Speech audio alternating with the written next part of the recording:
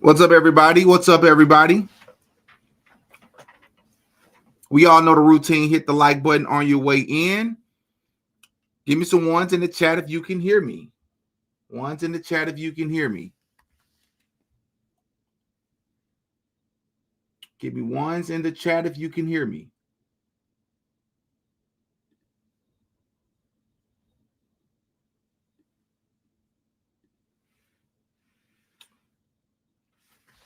So I'm gonna start off by saying, if you are able to catch this live in real time, then good for you. Good for you, because I expect that this interview is going to catch a lot of people off guard.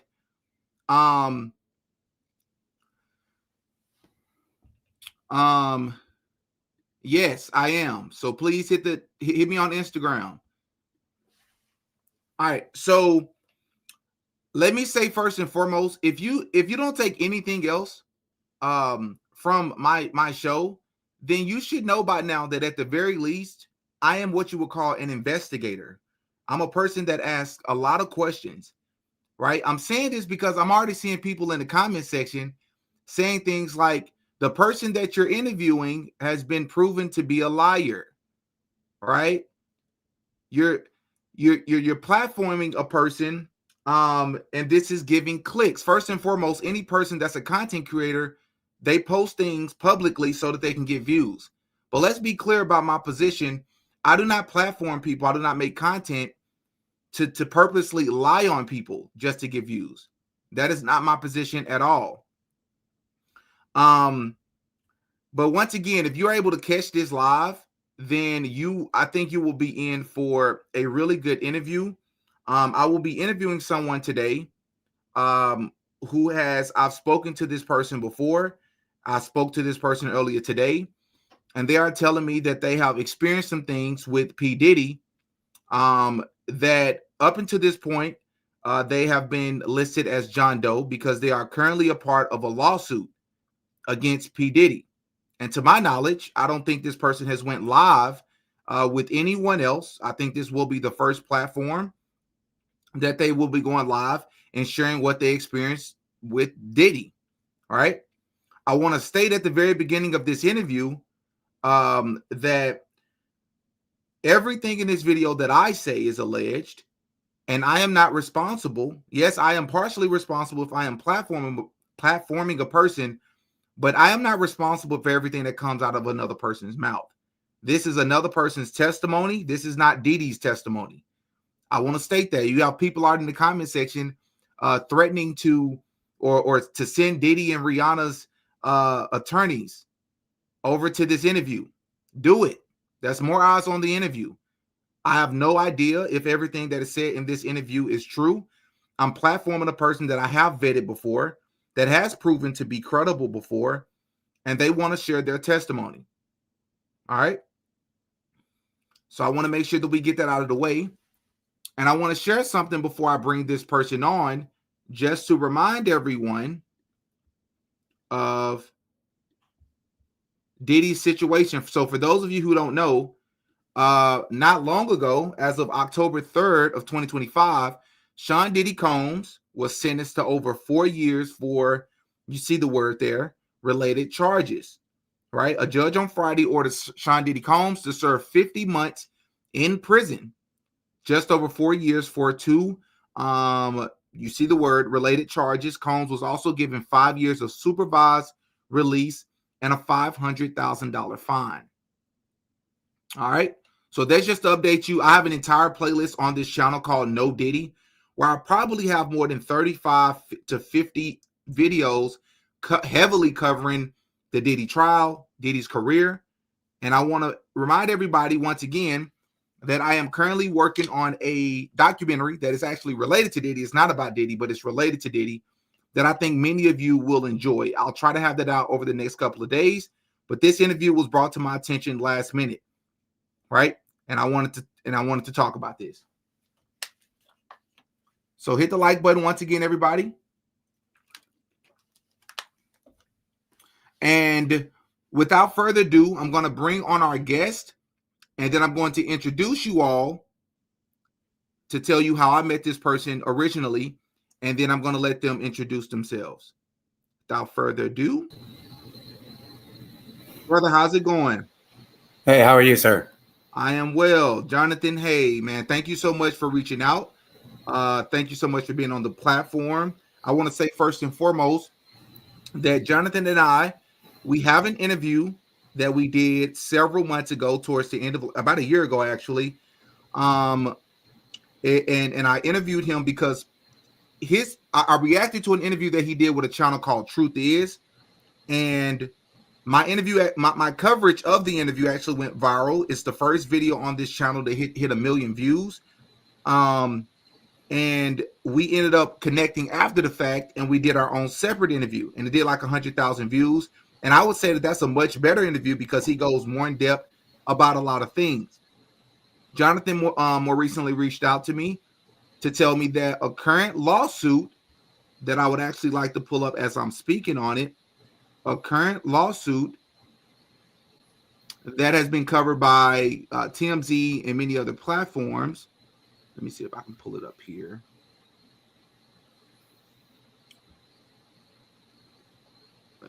Okay.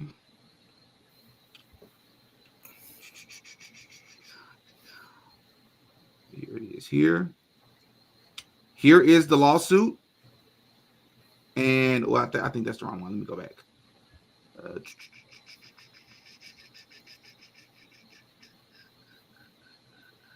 I literally just had it up. There it is.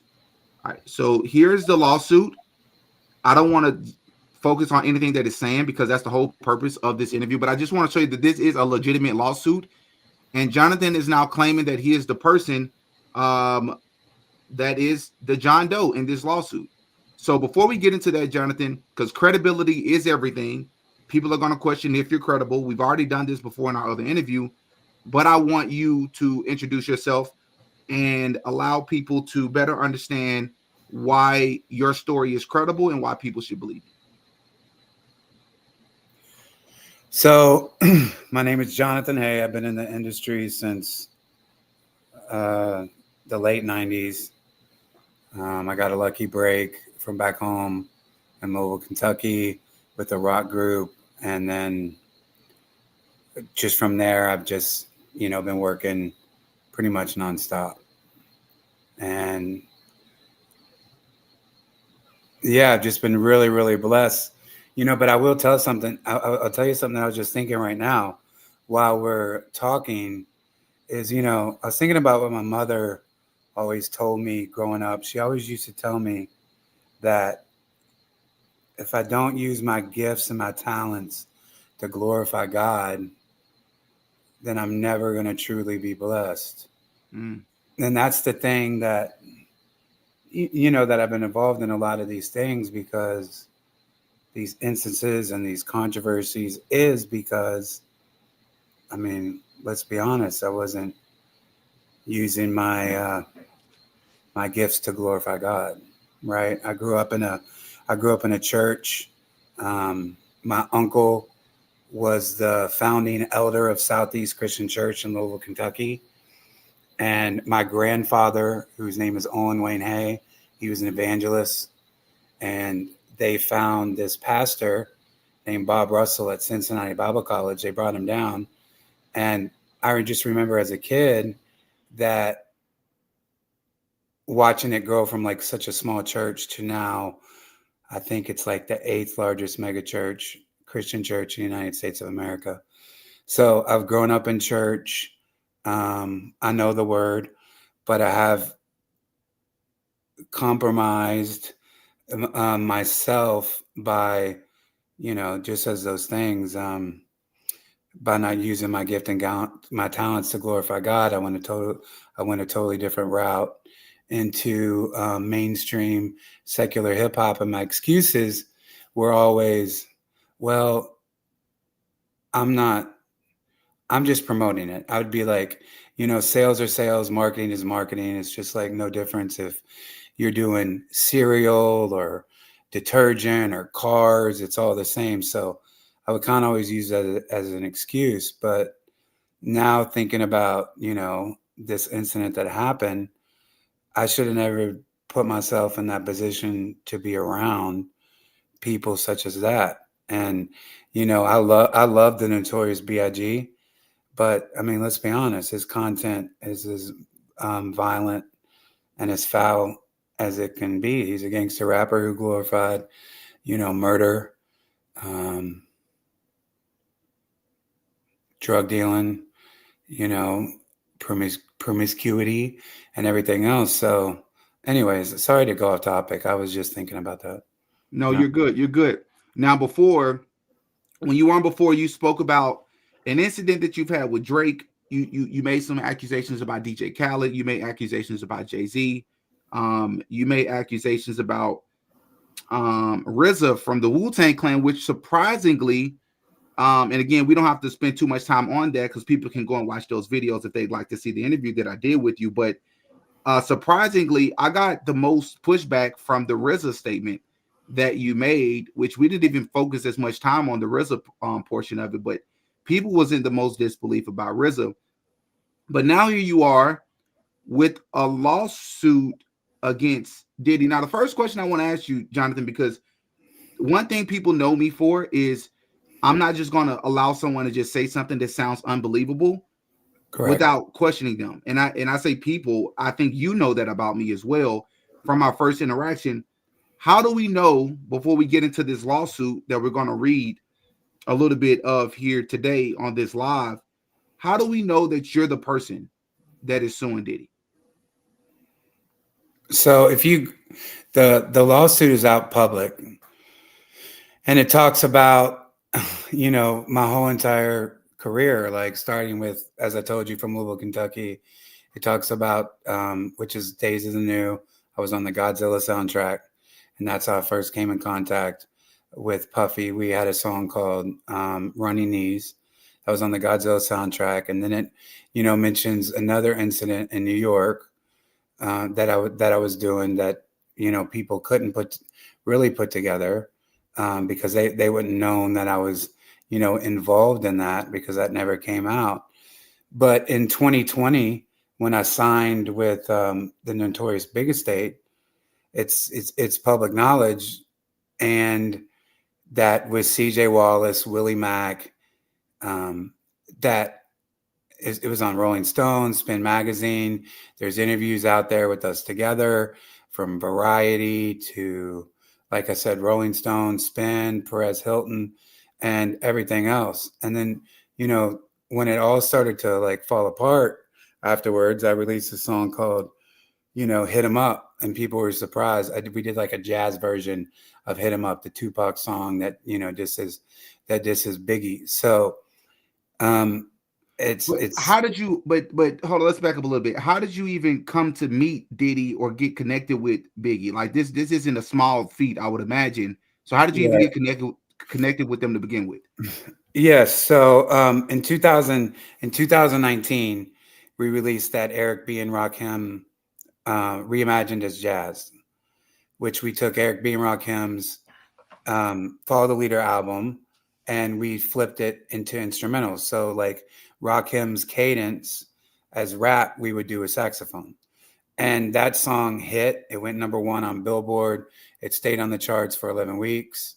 And, like if you think about 11 weeks, that's almost 3 months.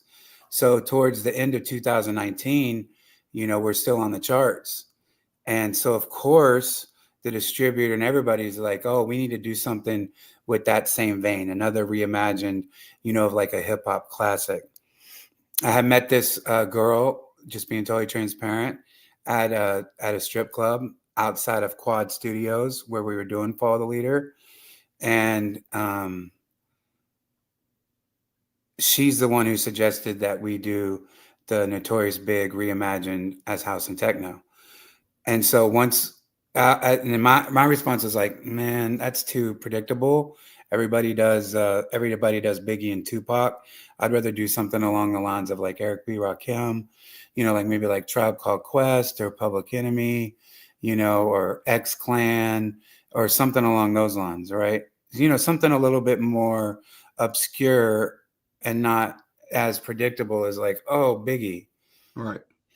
And, as I've looked back and reflected and went through all the things that I've done, is there's an interview out there with me, CJ, Willie, and my ex girlfriend. Her name is Sarah Rush. You can see it right now. It's online where the four of us are speaking during the pandemic. And I credit her as the person who had the idea. And I also mentioned that she said that we would get CJ Wallace, and there's CJ Wallace, Biggie's son, in person with us. Right. I said she's the one who said that we would get CJ Wallace. And that was strange to me because when we started the project, she's the one who said that we're going to get CJ Wallace. And I'm thinking, how are we going to get CJ Wallace? Right. And then sure enough, after we did the project, CJ Wallace reached out. And we were set up to go distribution because, like, when you cover songs, we got the licensing for it just like we did Eric B. and Rakim. And when we did Eric B. and Rakim first, that we had the licensing, we didn't have any idea that that would get involved. When they saw that it was impacting, that's when they were like, okay, we want to partner up with you. We're going to co-sign you. We're going to take you on tour. We're going to, it's just a partnership, right? We partnered up, we remixed some of the songs at the Quad Studios and stuff like that. So we did it without Eric B. and Rakim's permission, right? Because we got the license for covering. Anybody can do that. It was a tribute to them.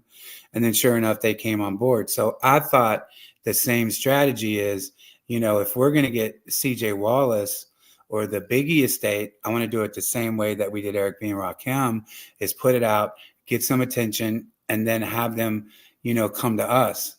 So the fact that we had just finished like the first demo of the album, and she said, we're going to get CJ Wallace.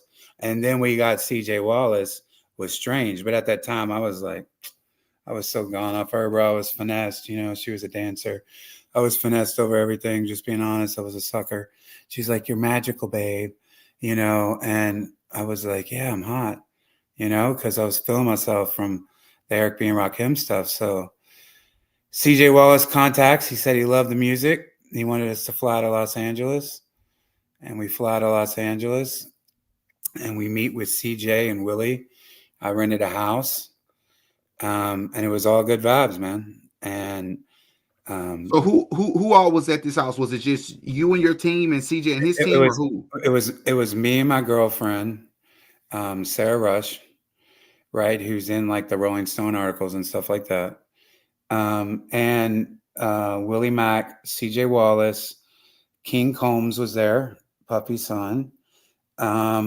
Johnny Depp's nephew, this guy named Billy Rassel, who I worked with for 12 years, 13 years at the time. He had some people over with him. King or Willie or somebody brought more people. And all of a sudden, this house, it's like this 3-4 story house with the recording studio in the bottom. A lot of people came over, and it was just like a vibe and party. And Billy Rassel, being Johnny Depp's nephew, he knows tons of people, so it just became like a party. Lots of people were over there, and that's when I first met with Willie and CJ. And So this was in 2020. this is in yes, February 2020 going into March 2020. Okay. Okay. So is this Jonathan, would you say this is a good time as we speak about it to bring the lawsuit up on the screen, or do we want to? Sure. Okay. Whatever you want to do. All right, let's do that. So for those, let me say this first. For those that are just joining, this is Industry Publicist Jonathan Hay. He's worked with a lot of people in the music industry, from Rihanna, Jay-Z, Drake, the Wu-Tang Clan, DJ Khaled, and the list goes on. He's worked with a lot of people, and he is coming forward today, revealing himself to be the John Doe of a lawsuit that was filed, I believe, was it July of this year, Jonathan? Correct. It was filed in July of this year against P. Diddy and I believe another person, but we're about to go to the lawsuit now so that Jonathan can fill us in. Yep. All right, let's see.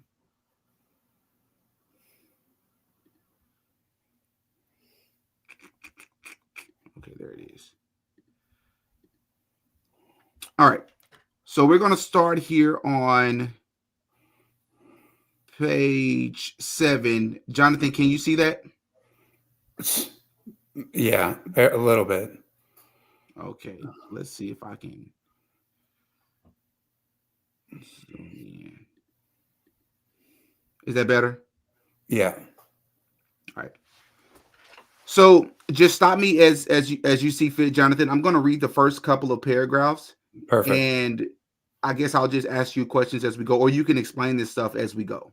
Okay, no Okay. problem. It says the attacks on Plaintiff at or around September 20th. Plaintiff was producing a Biggie Smalls project for the estate of the largest artist that worked with Combs Corporation's The Notorious B.I.G. At that same time, Plaintiff was at a studio with some of the artists and members of Combs Corporations in Los Angeles, California for a listening session for his B.I.G. project. During that listening, Combs arrived to give feedback on the produced and mixed. Combs stated the songs for it were not good enough and pressured Plaintiff to do ketamine in the studio to make the music sound, as that is how music will be heard at raves. Sometime later, Combs, Plaintiff, and other members of Combs Corporations went to a warehouse in Los Angeles that held some of Notorious B.I.G.'s clothes that he wore while he was alive at the warehouse that were being donated to the Rock and Roll Hall of Fame later that year when Biggie would eventually be inducted. Clothes were on the racks everywhere in the warehouse. Combs again provided drugs to everyone present. Everyone there was running around the warehouse and tripping on the drugs. Okay, I'll stop there. Can you just fill us in on what we're talking about? Because you was just telling us that you met with Biggie Smalls' son at some sort of house after he reached out, at some point after he reached out. Can you tell us how Yeah, we got from there to here? yeah. So they reached out. And we're in Louisville, Kentucky, and we flew out to Los Angeles. And that studio that they're talking about is the studio in that home. So it was like, like a home studio. So Okay. then it was the next day or 2 days later, we were meeting at this warehouse. And that's where we were gonna play the music and talk about production and the ideas, kind of like, sit on everything. Like we just met, and like right off the bat, they're like, we want to partner up with you. I'm sure CJ had to, speak to his grandmother, Valletta Wallace, and his mother, Faith Evans, and his sister, Tiana Wallace, which made up the estate at the time, the 4 people. Now there's 3 because Valletta had passed earlier this year, right? So we meet at this warehouse, and it's not really like a warehouse like you would think. It's more of like a creative like studio space that like you can rent out, where you can have like photo shoots, where because they had like a big green screen. There was a Right. warehouse component to it, because like in the back there was like a warehouse, so it's like, I'm sure you could store different things, or whatever that they were doing, right? So when we arrived there, that's when CJ Wallace tells me that I was able to wear some of his dad's clothes that he wore when he was alive. So I'm bugging at that point, right? We have the Biggie Project, the Notorious B.I.G., and now I'm able to wear some of his clothes that he wore when he was alive, that we were doing a photo shoot for. So that was surreal. So like going through all those racks of clothes, looking at all the different, his garments and stuff, was just blown away. Like, holy crap. And those clothes were there, as it says in the complaint, is because they were being donated. They were picking out some clothes for the Rock and Roll Hall of Fame, which he was inducted in November of 2020, right? Because when they do Rock and Roll Hall of Fame, they'll set up, stands, and they'll have like his original clothes and everything else. They had a ton, I guess, because they were like transporting them to other locations, because obviously these are valuable things that Biggie had when he was alive.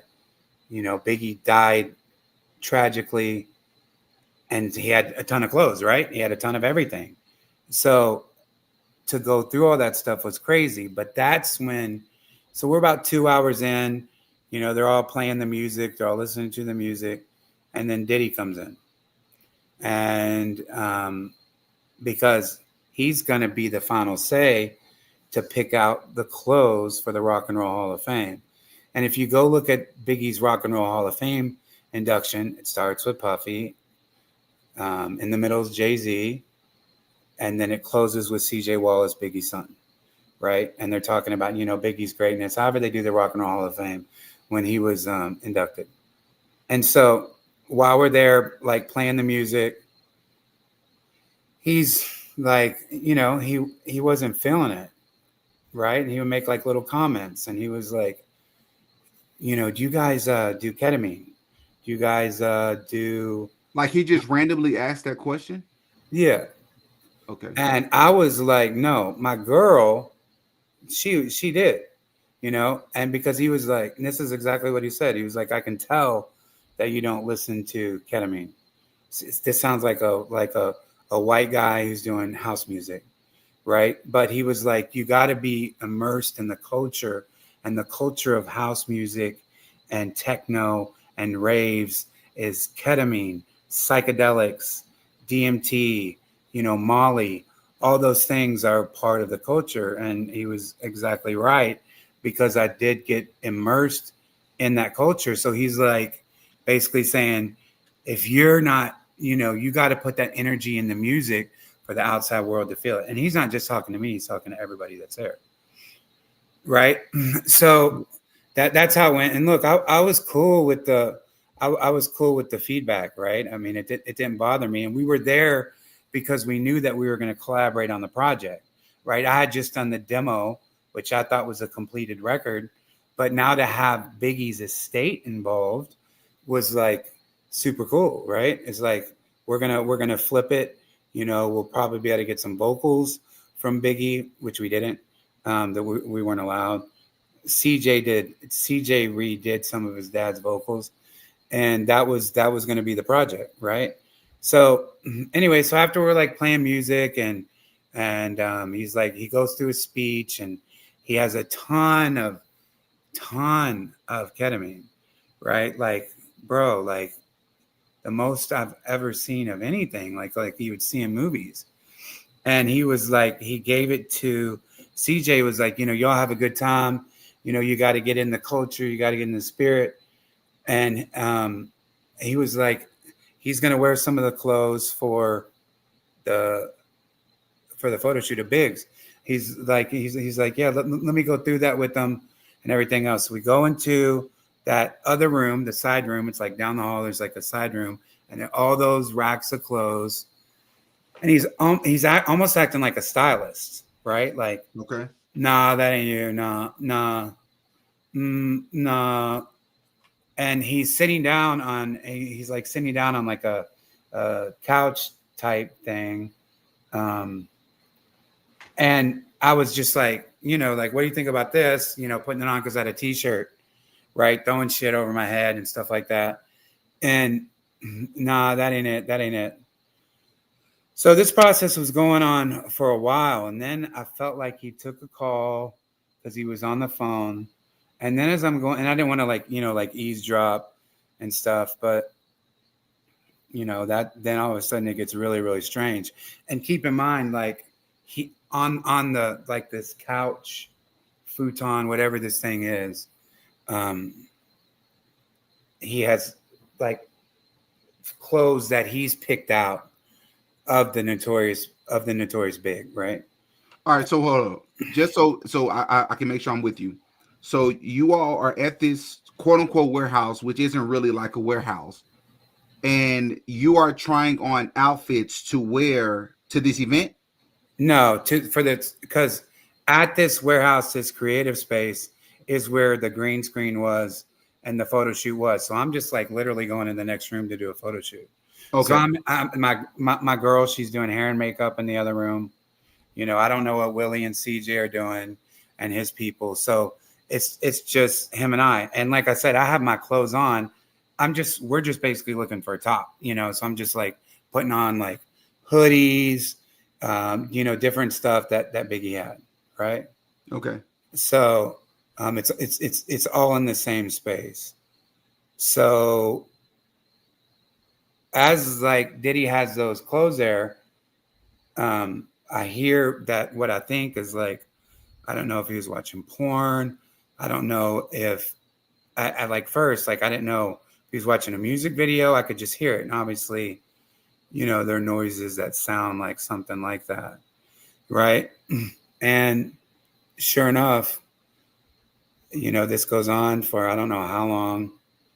And then I kind of look over again. I'm not trying to like stare at him, just trying to play like everything cool. His arms are moving. And it looks like he is pleasuring himself, and he's got one of Biggie's clothing, from those racks covering himself up. And I'm like, is he adjusting himself? Is he scratching himself? Or I don't know what it was, right? So then I'm just definitely just looking at the clothes, trying not to pay attention because it felt weird. And then next thing you know, he's like, come finish me off, come finish me off, come finish me off. And I'm like at a distance and I'm kind of like walking over like, no, I was just shocked. And he finished, and I'm trying to find the right words so we don't get in trouble. He, finished into Biggie's shirt, one of the things that he wore, and he got up and, he threw the shirt on me, like as he's like getting up, walk out the door. He says, "Rest in peace, Biggie." And that was the shirt that he had just pleasured himself on, and I was just like, oh my gosh. Hold on, And John. Let me yeah, just pause you just real fast if you don't yeah, mind, yeah. because I can imagine a lot of people listening will probably have a hard time to understand. Some people won't, others not as much.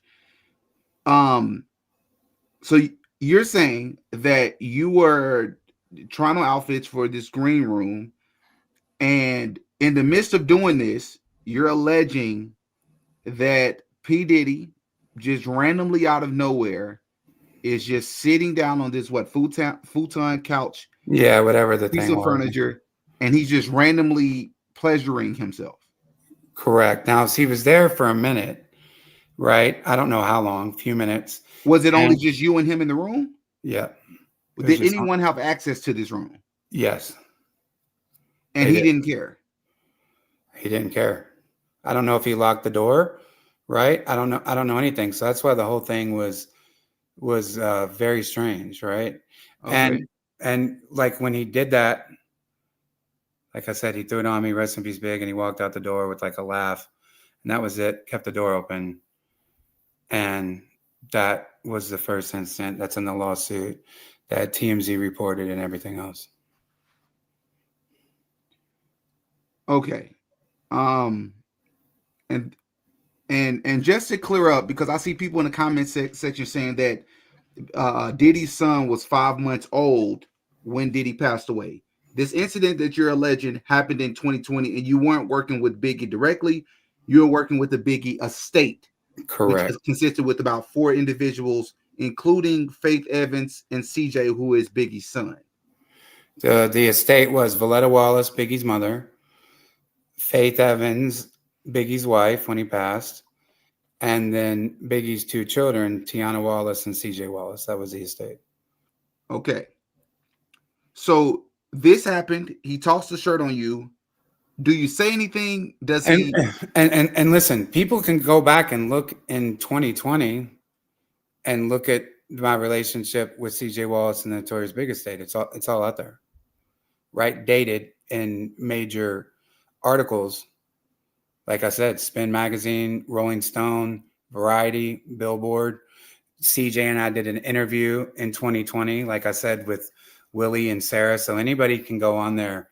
Anybody who disputes, like, if we were together, it's there. They can see it. 2020. That we're working on the Biggie House album.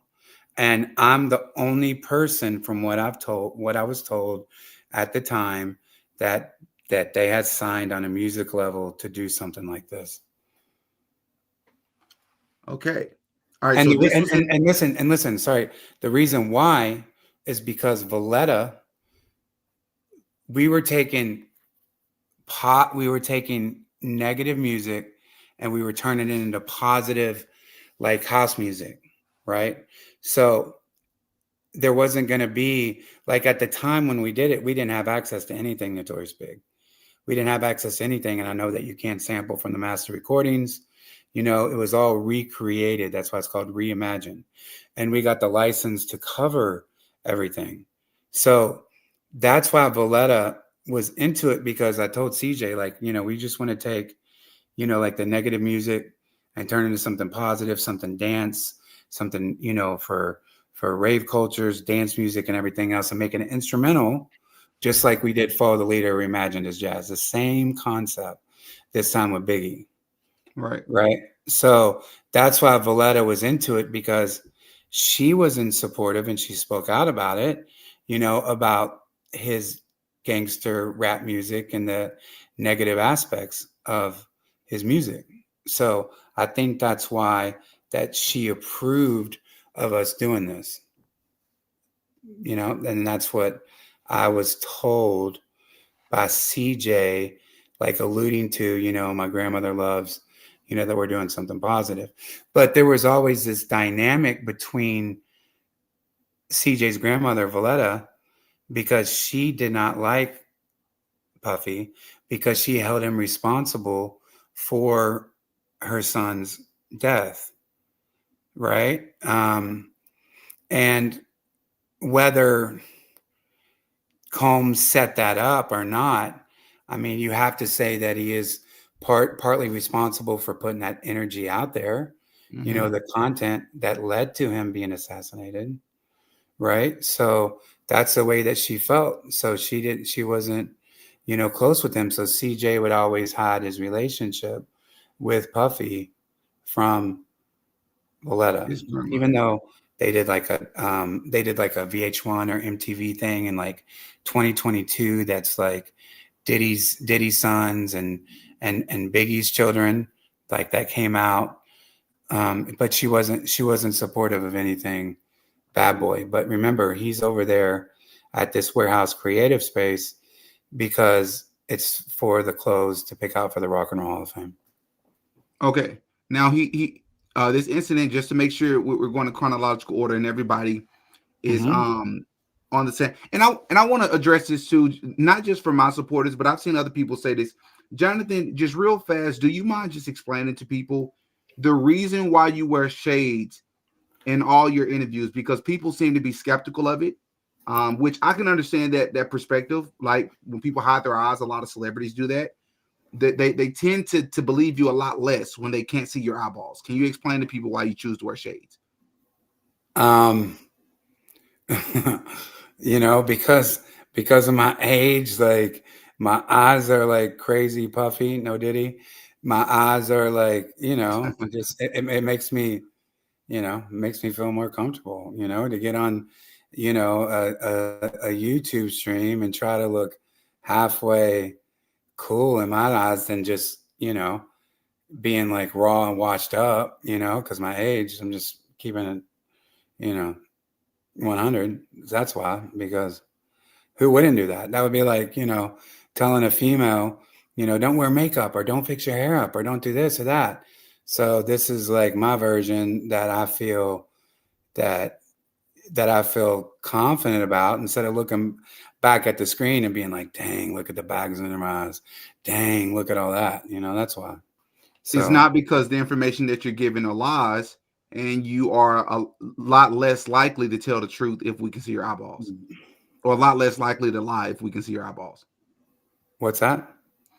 I'm speaking on behalf of the people to say, for those out there that believe that you wear shades because the information you're giving us are lies, and that you are far less likely to give us lies if we can actually see your eyeballs, what is your response to that statement?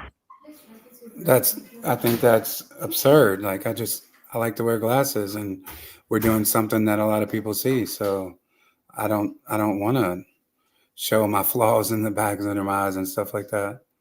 You know, Her. All right. So let's get back. it's just like a you know, like a fashion and style preference, right? And look, that's the thing is like people look for stuff to hate on, but let's look at the facts. 2020, I'm with CJ Wallace, Willie Mack. That's Notorious B.I.G. estate that can never be disputed. There's interviews of us together. There's Variety, Billboard, everything else. So people who are saying something so stupid about glasses that doesn't tell the truth is ridiculous. It's just like, get out of here. You know, they're What I not. They're can not. say, They're I not can't. doing it. Yeah, that's true. And I You look can't. great. If I looked like you, I would rock it like you. And back in the day when I was younger, I would have rocked it like you. So this is just like what I prefer. Plus, we're talking about in a very uncomfortable situation. So this is what I choose to do. This makes me want to feel comfortable. Makes me feel like um, I don't know. I feel comfortable. Like why would anybody care? Yeah, and I would just say, in fairness to people that question that, it's just we see that a lot from celebrities, and we know celebrities do a lot of lying. But what I can say about you is when you and I interviewed the first time, um, I vetted you, and it's proven that you were a part of the industry. It's proven that you've known these people. It's proven that you've worked with these people. You're seeing in several photos with these people. That's undeniable. That part I can say. He's not lying about having connections to these people. I can't speak to the validity of his experiences, but I can say that he is 100% tied to all these people that we talk about on this channel. There's no doubt about it. There's no question. But let's get back to, okay, so the incident that happens in the warehouse happens in 2020. Correct. Do you say anything to Diddy after he makes this disgusting action towards you? He tosses No. the shirt that he just pleased himself in towards you. Do you say No. like, what the heck? What did you do that for? Do you say anything No. to him? I'm just shocked. Okay, so you remain quiet. He leaves out of the room. Correct. What would you say is the next incident or the So next? after that happened, I gathered myself like, okay. And you got to think at this point, I'm, I pay for the house. I pay for the flights for my girl. I pay for all the studio time in Brooklyn and Louisville. I'm like 50, 60K in to the project. So it's like I have to keep my composure and think, a lot of people say like all kinds of stupid stuff. But if it's their money and their investment and their time, I'm not there because of Diddy. I'm there because of Biggie. Right. So if this guy's going to be a creep and a pervert, which I've already known, I'm just going to ignore that because, what is it going to do for me to pop off and be like, yo, dude, you just nutted on me. Go get my girl. We leave. We go back. In hindsight, that's what I should have done. But what would that have? What would that have looked like? Like I'm trying to protect my investment. I was excited about the project. I'm in the room with Biggie Smalls' clothes. I'm able to wear Biggie Smalls' clothes. We're about to go in the other room and do a photo shoot on the green screen in Biggie Smalls' clothes. So I'm gonna blow that up because this one creep. No, that's why I didn't do it. So, but anyways, so I get my composure. We go out. We do the photo shoot. Diddy's gone. He left the drugs. I didn't say anything to anybody. If I come out right off the bat, just after meeting these people for the second time, they're gonna be like, this project is over, and that's exactly how it ended. Is when I told them that later on. So I wanted to get the project out. I'm focused on the end goal, and that's my objective. That's it. So we go out, we do the photo shoot, we do everything. I didn't even tell my girl. 2 days later, we go to this rave, this Carl Cox rave. He's a big house DJ, and it's in a park in California. 10, 20,000 people there. I don't know. And I'm just going to be like 100% real. So it's like, my girl and I, we dropped some. I don't know what words you can say. Anyways, we dropped some stuff that tripping like psychedelics. Psychedelics, Eh, yeah. Yeah, and then when we go back to the house, because I'm in that state of mind, that's when I tell her for the first time. And I tell her, like, you wouldn't believe what happened. And I explained it to her, and she's like, oh, I'm sorry, babe. And she even like teared up and cried. And that's when she dropped a bomb on me. And she says that, remember, I met her at the dance club. That's when she drops the bomb on me, and she says that she was 32 at that time.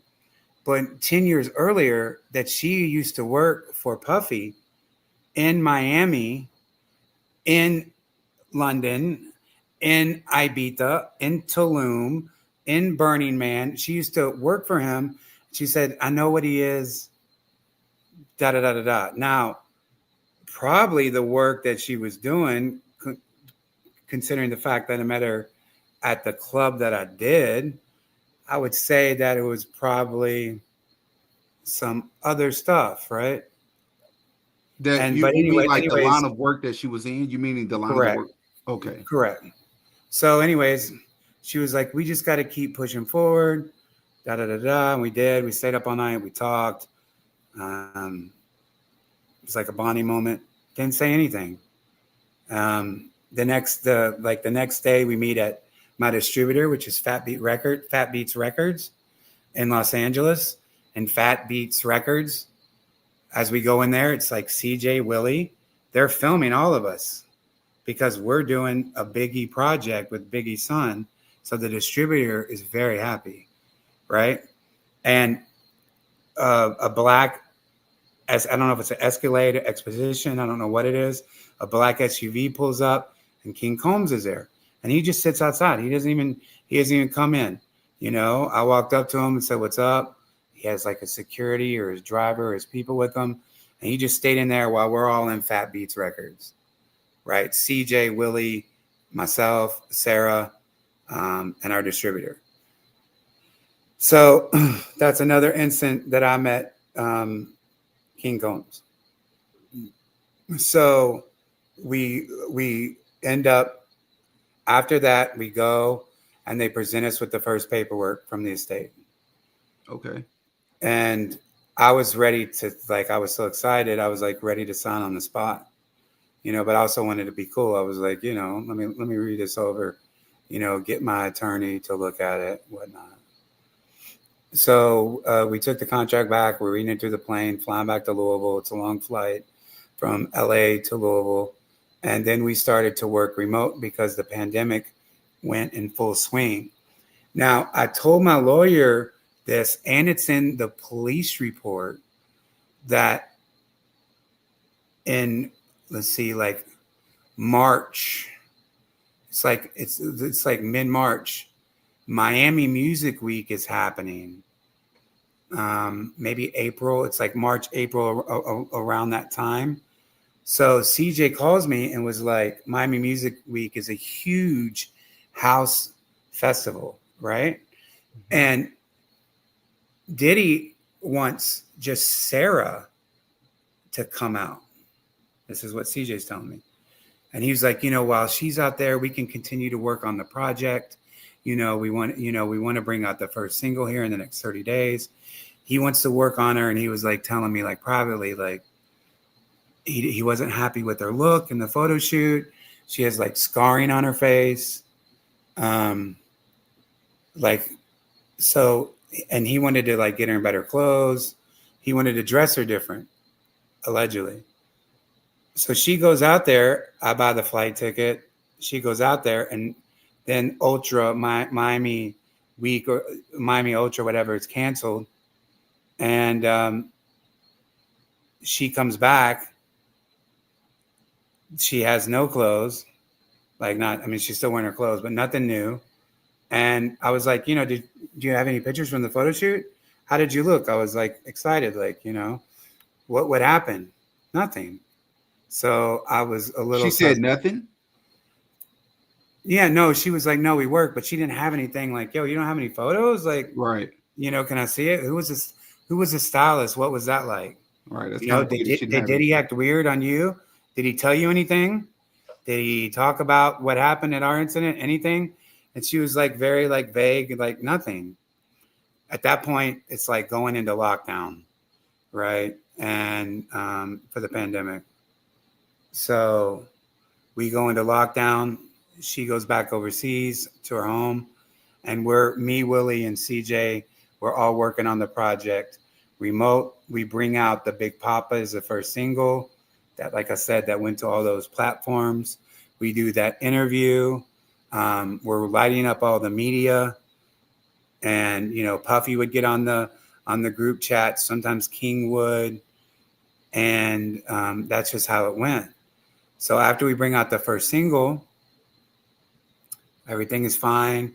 We're doing all these different things. I go to Dallas because they, for whatever reason, they want to work on the project in Dallas during the pandemic. And keep in mind, we're filming a documentary, the making of this Biggie house album. Right. And my guy in Dallas, he's one of the Tiger King people. So we're filming everything. We're in this mega mansion. It's huge mansion, and it's like they bring in strip poles, and because it's a pandemic, there's like strippers and like parties, and to keep the atmosphere. It's like when you're doing the rave music and the house music, you have all these, that you wanted that vibe. And Diddy was like, the vibe that you put into the music is going to come out to the vibe out there, out into the world, right? Right. So we're working in Dallas. It was a total bugged out experience. And I started traveling back and forth to Brooklyn because I was working with a Brooklyn artist, and Biggie's from Brooklyn. So we were doing stuff in like Bed-Stuy, and it was like really cool. It's like we were like really trying to capture the spirit of Biggie. Anyways, to make a long story short, I go back. And then Biggie's inducted to the Rock and Roll Hall of Fame in November. Okay. This is after the song went viral and everything else, right? So Biggie's inducted to the Rock and Roll Hall of Fame. But this shit was eating at me, bro. It was like eating at me. I wanted to tell CJ.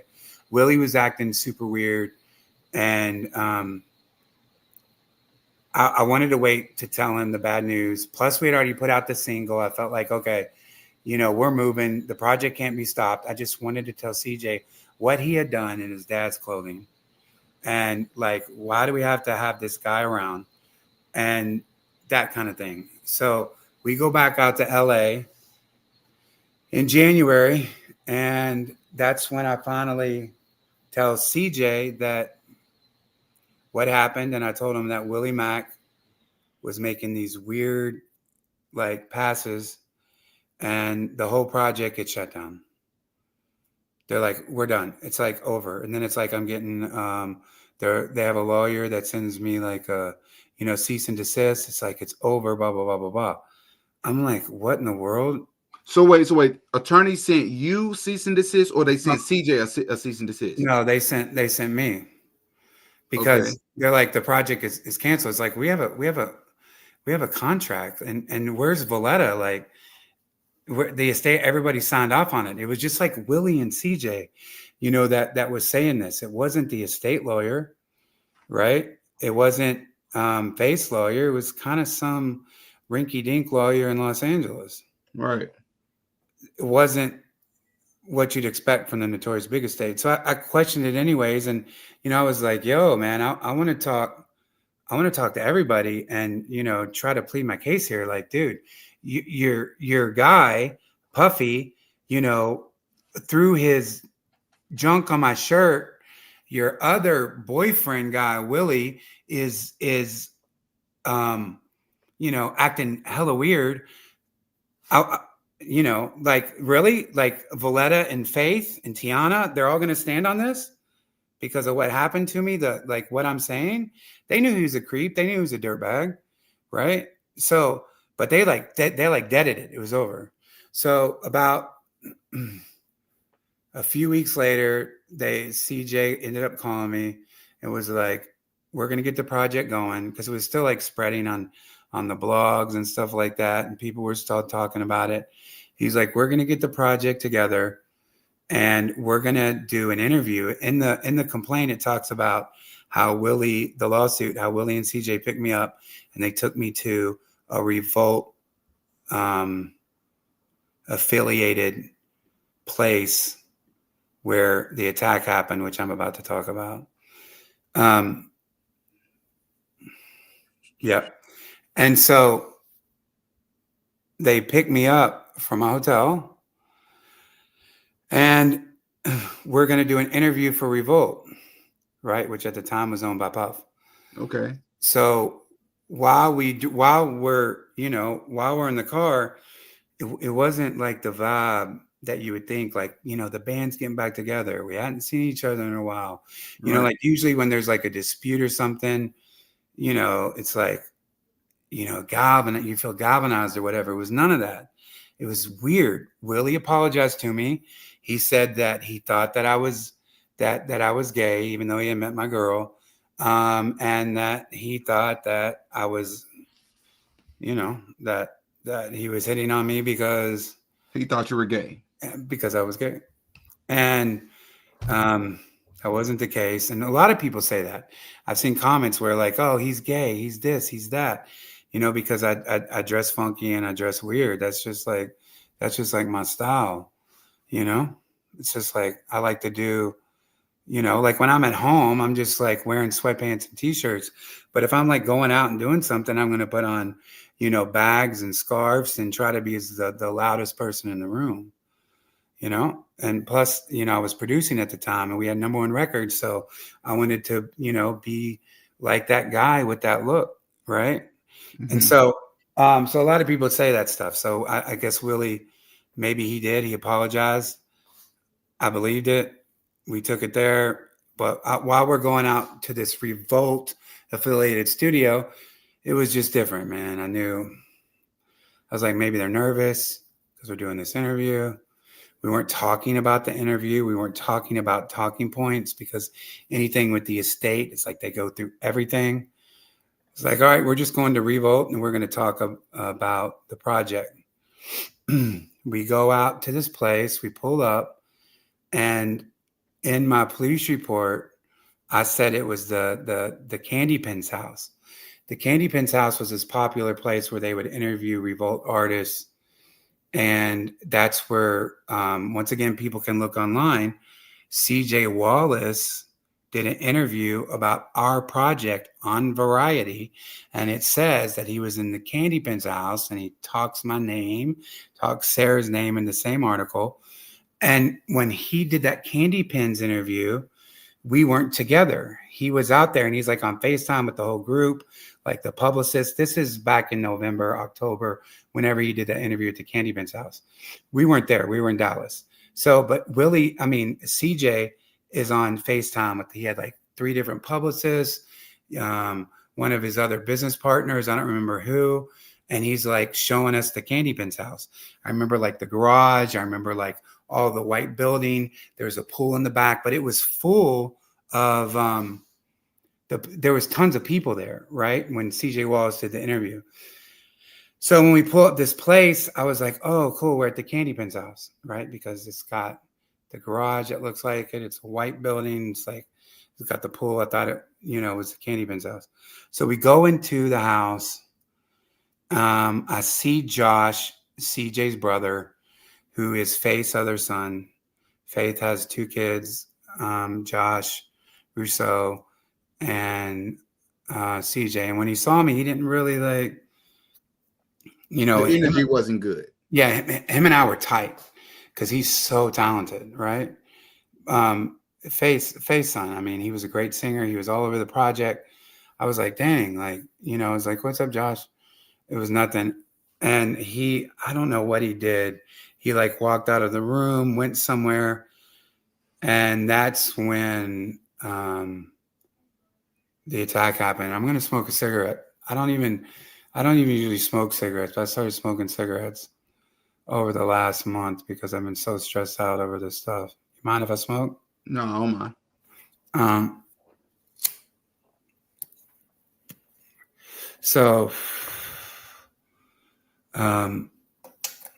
that's when it goes super dark.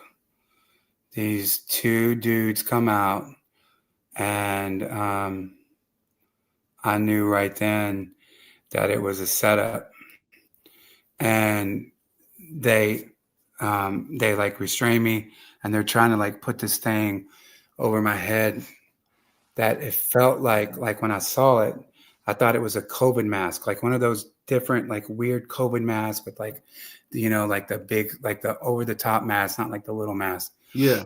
And they're trying to pull it over my head, but they're like, damn, this dude's head's too big, right? Damn, he's got a big head. I have a huge head. I've got all this hair, all this other shit. And he's like, they only got it where it's like covering like my eyes and like the top of my nose, but I could still see underneath. And then I'm pushed down this hall, and I'm pushed into this room, and I could still see like all my feet and my, like all the movement, and I all the white walls, everything was white. And next thing you know, I'm pushed against like this ottoman type thing, like this it's like a lower, like it's not like sitting up like a couch, it's like a lower thing. I fall back on that, and I was like, dang, man, what, I didn't know what was gonna happen. I was scared at that point. I was shocked at that point. So hold on, before you continue, let just so me and the audience is following you. So you're at this establishment. The energy hasn't been exactly what you thought it would be. Right. And then at some point you come into a room. Was it a bedroom? Was it the living room? The dining room? Maybe I missed that. No, so it's like a now remember, I'm like covered, so I'm like seeing everything, but it's like a No, before the guys came out, where were I'm you at walking in the into a building? house. I'm walking into a house. Oh, so as soon as you walked into the house, it immediately happened. I see Josh. Josh like doesn't really acknowledge me except like, like a what's up. Okay. I'm like looking around at, there's all these like Biggie paintings and murals and bad boy stuff. So I was like, oh, we're at the Candy Ben's house, right? That's where I thought we were. And then when I'm pushed back, it's like down this hall.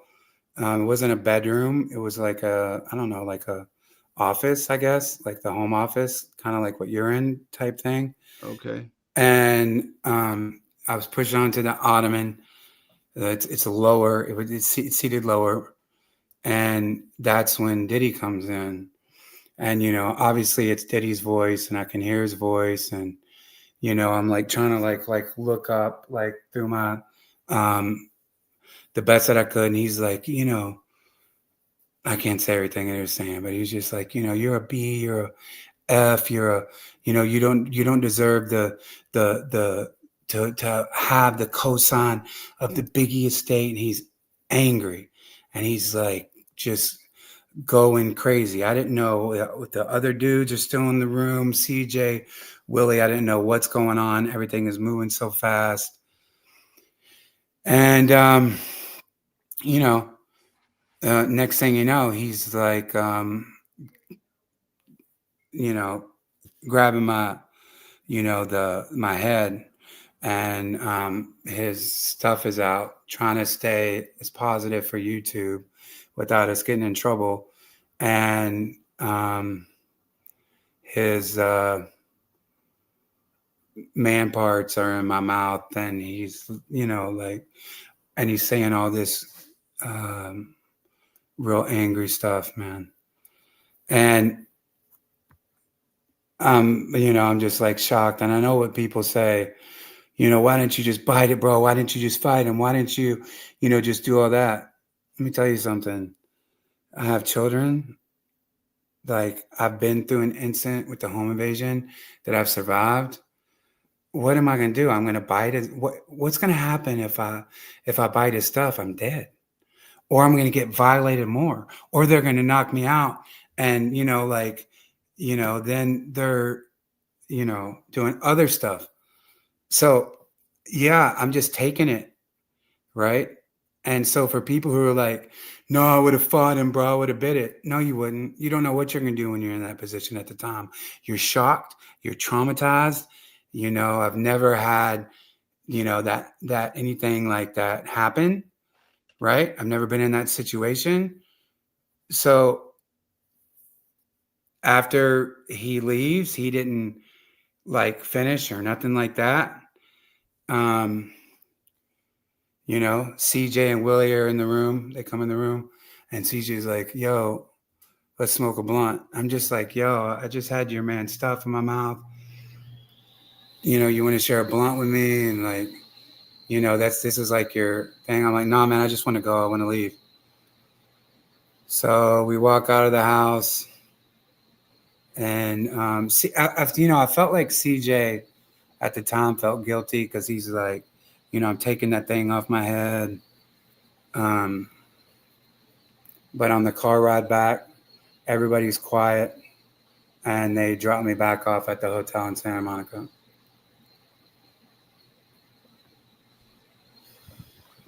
Jonathan, before you continue, man,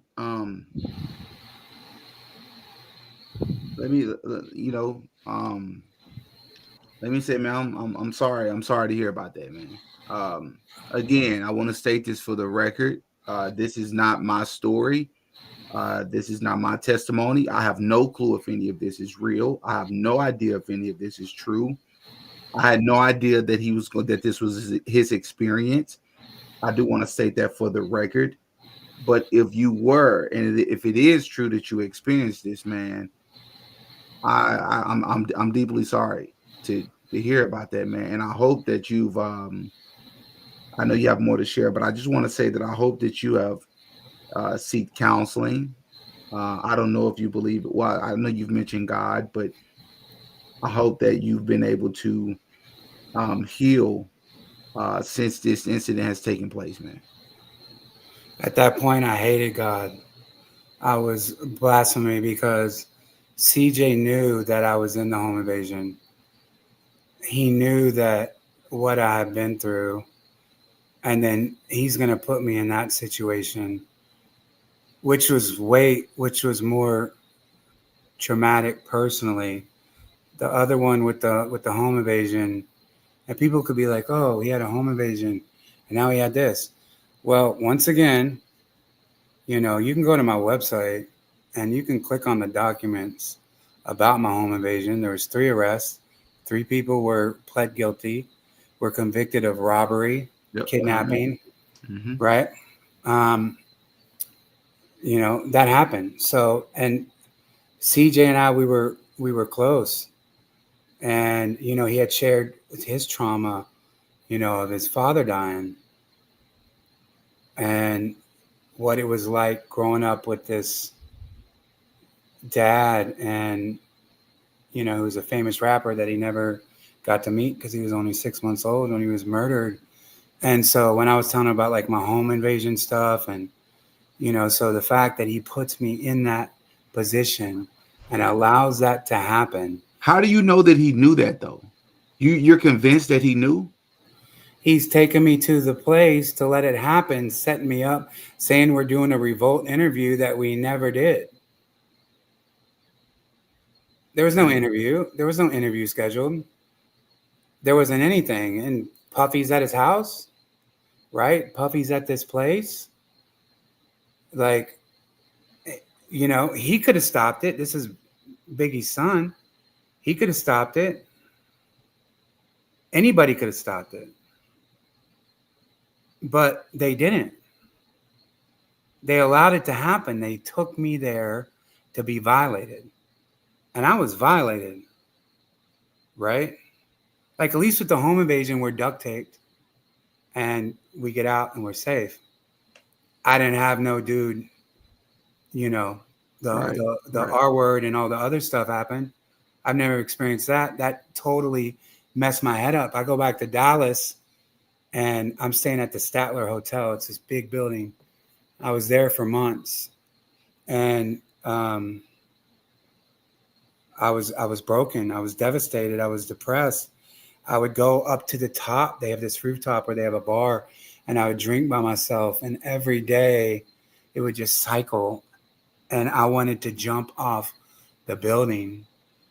And in my life, and you know what kept me going is I was like, all right, before I jump off the building and take my life, I'm gonna go have the best day ever. I'm gonna go see the JFK where he was assassinated, the grassy knoll and the building. I'm gonna call this person. I'm gonna do it tomorrow, and I'll go up there tomorrow and it'd be like, well, it would get me through every day. I was planning on jumping off the building, but I would have like a new thing that I was gonna do that day. Like I was gonna reach out to my daughters. I was gonna do something that I've never done because I was already planning on dying. So it's like I'm gonna do something, because that was it. That was gonna be my last day on Earth. What year is this? So the first incident. This is 2021. This is 2021.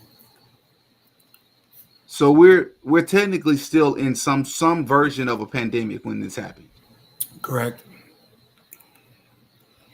But Dallas was wide open, man.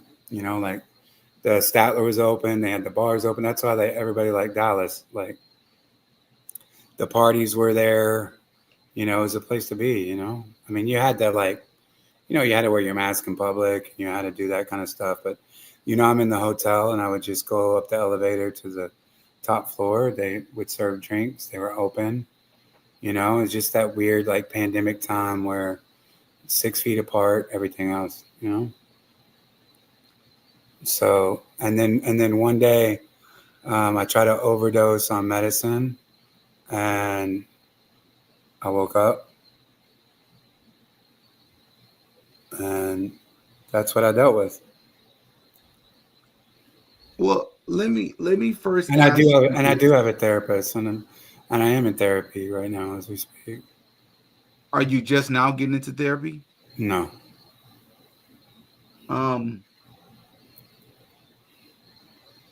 But I have it because I kind of processed all that and went through all that stuff that I did, that when I got with the law firm, they recommended this therapist, and she's been going through because all this Diddy stuff is out and the lawsuit's coming out, that I'm going to be going through all this trauma again. So I speak with her twice a week, to process all this stuff, and it's helped, but it doesn't, because it helps, but it doesn't, because I'm still reminded of this constantly, because how can you get away from Diddy with the trial, with everything else? I can't.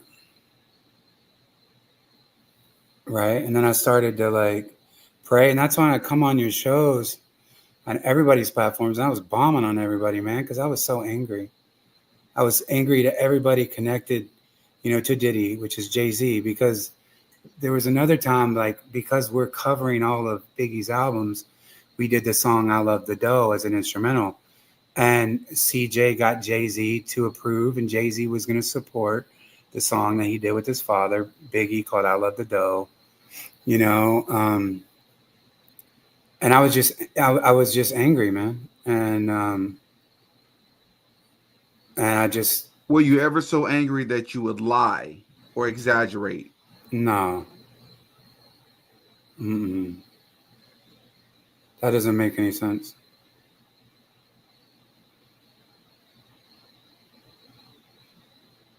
Right. So that's what it did. That's what happened. And so deal with it every day. I'm gonna ask you one of the biggest and most obvious questions, and that is, as I'm sure you would expect me to ask you this, if anybody was to ask you, why now? Right? Like we've spoken before. Right. Why would you wait all this time? It's a fair question to ask. I didn't. I reached out, to police then. Diddy wasn't Diddy who he was.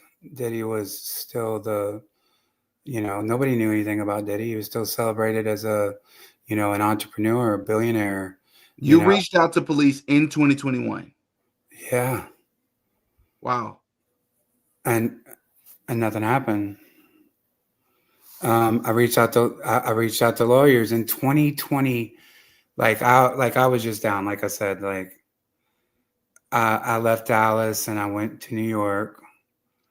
Um, and we were in Brooklyn for a while, me and my girl, and it's just a biggie stuff everywhere, everything, and just like being in Brooklyn, the whole thing was just like everything about it was all about reminding me of the Biggie project. So we moved out to the Inwood, Washington Heights area outside of Harlem, and I wasn't getting any work. I was completely blacklisted because of these events, and that's when I reached out to Wigdor's law firm, Cassie's lawyer. Cassie hadn't come forward with her lawsuit. I didn't even really know much about Cassie at all. But in 2023, and obviously there's emails, I reached out to the Wigdor law firm. It wasn't the lawyer that she has now. It was the partner. And I wanted to talk to, I reached out to several lawyers about, I wanted to sue Biggie and the Biggie estate and Diddy, and Wigdor responded, right? And I, I just couldn't follow through because, I'm in Brooklyn. I couldn't follow through with it. I was worried about it getting out. I didn't feel safe because who would feel safe after they're violated like I was, right? It wasn't until that he got arrested and he was in handcuffs that I was like, that I felt safe. And there's like stuff, and like after Cassie came forward with their lawsuit in 2023, and I'm calling out names because for credibility purposes, and any of these people, the Wigdor law firm, they could come out and say that didn't happen. It did. There's facts, there's receipts. Let me ask you something. Are there receipts? Are there receipts in the lawsuit? Like the lawsuit that I just had pulled up. Are there receipts in the lawsuit, or is that saved for outside of the lawsuit? How does that work? Because how are we able to show receipts at this very moment? Is that something you have to wait for trial? Okay, Which so also, go so ahead. yeah, so let me ask you a question. For anybody who asks that, Google my law firm, Stordic Law Corporation, Spell that for him. The first word. DORDICK, Dordic Law Corporation. They won a $900 million settlement for an SA case. 2 weeks ago, 3 weeks ago on their Instagram, they won 185 million SA case. This isn't any of these low budget Diddy victim lawyers that I don't even want to say their names, but this is one of the most legitimate law firms in the country. They're the number one for SA. Do you think that a law firm is going to risk their credibility and their reputation without having facts that especially these people, this isn't like, some of these bum attorneys that are doing a disservice to these victims, right? Is this them? That sounds correct. This is who you're going through. Yeah. It's out. You can look Landmark up. $115 million jury award secured over our client. There's a $900 million one too. Oh wow. So let's go. Is So this do you, so is so do you Doherty? think? Is this listed in your lawsuit like the name of the law firm? Look at it. Look at All right, here, you let's pull it pull it up. up for the Look people at the so we top. can. Okay.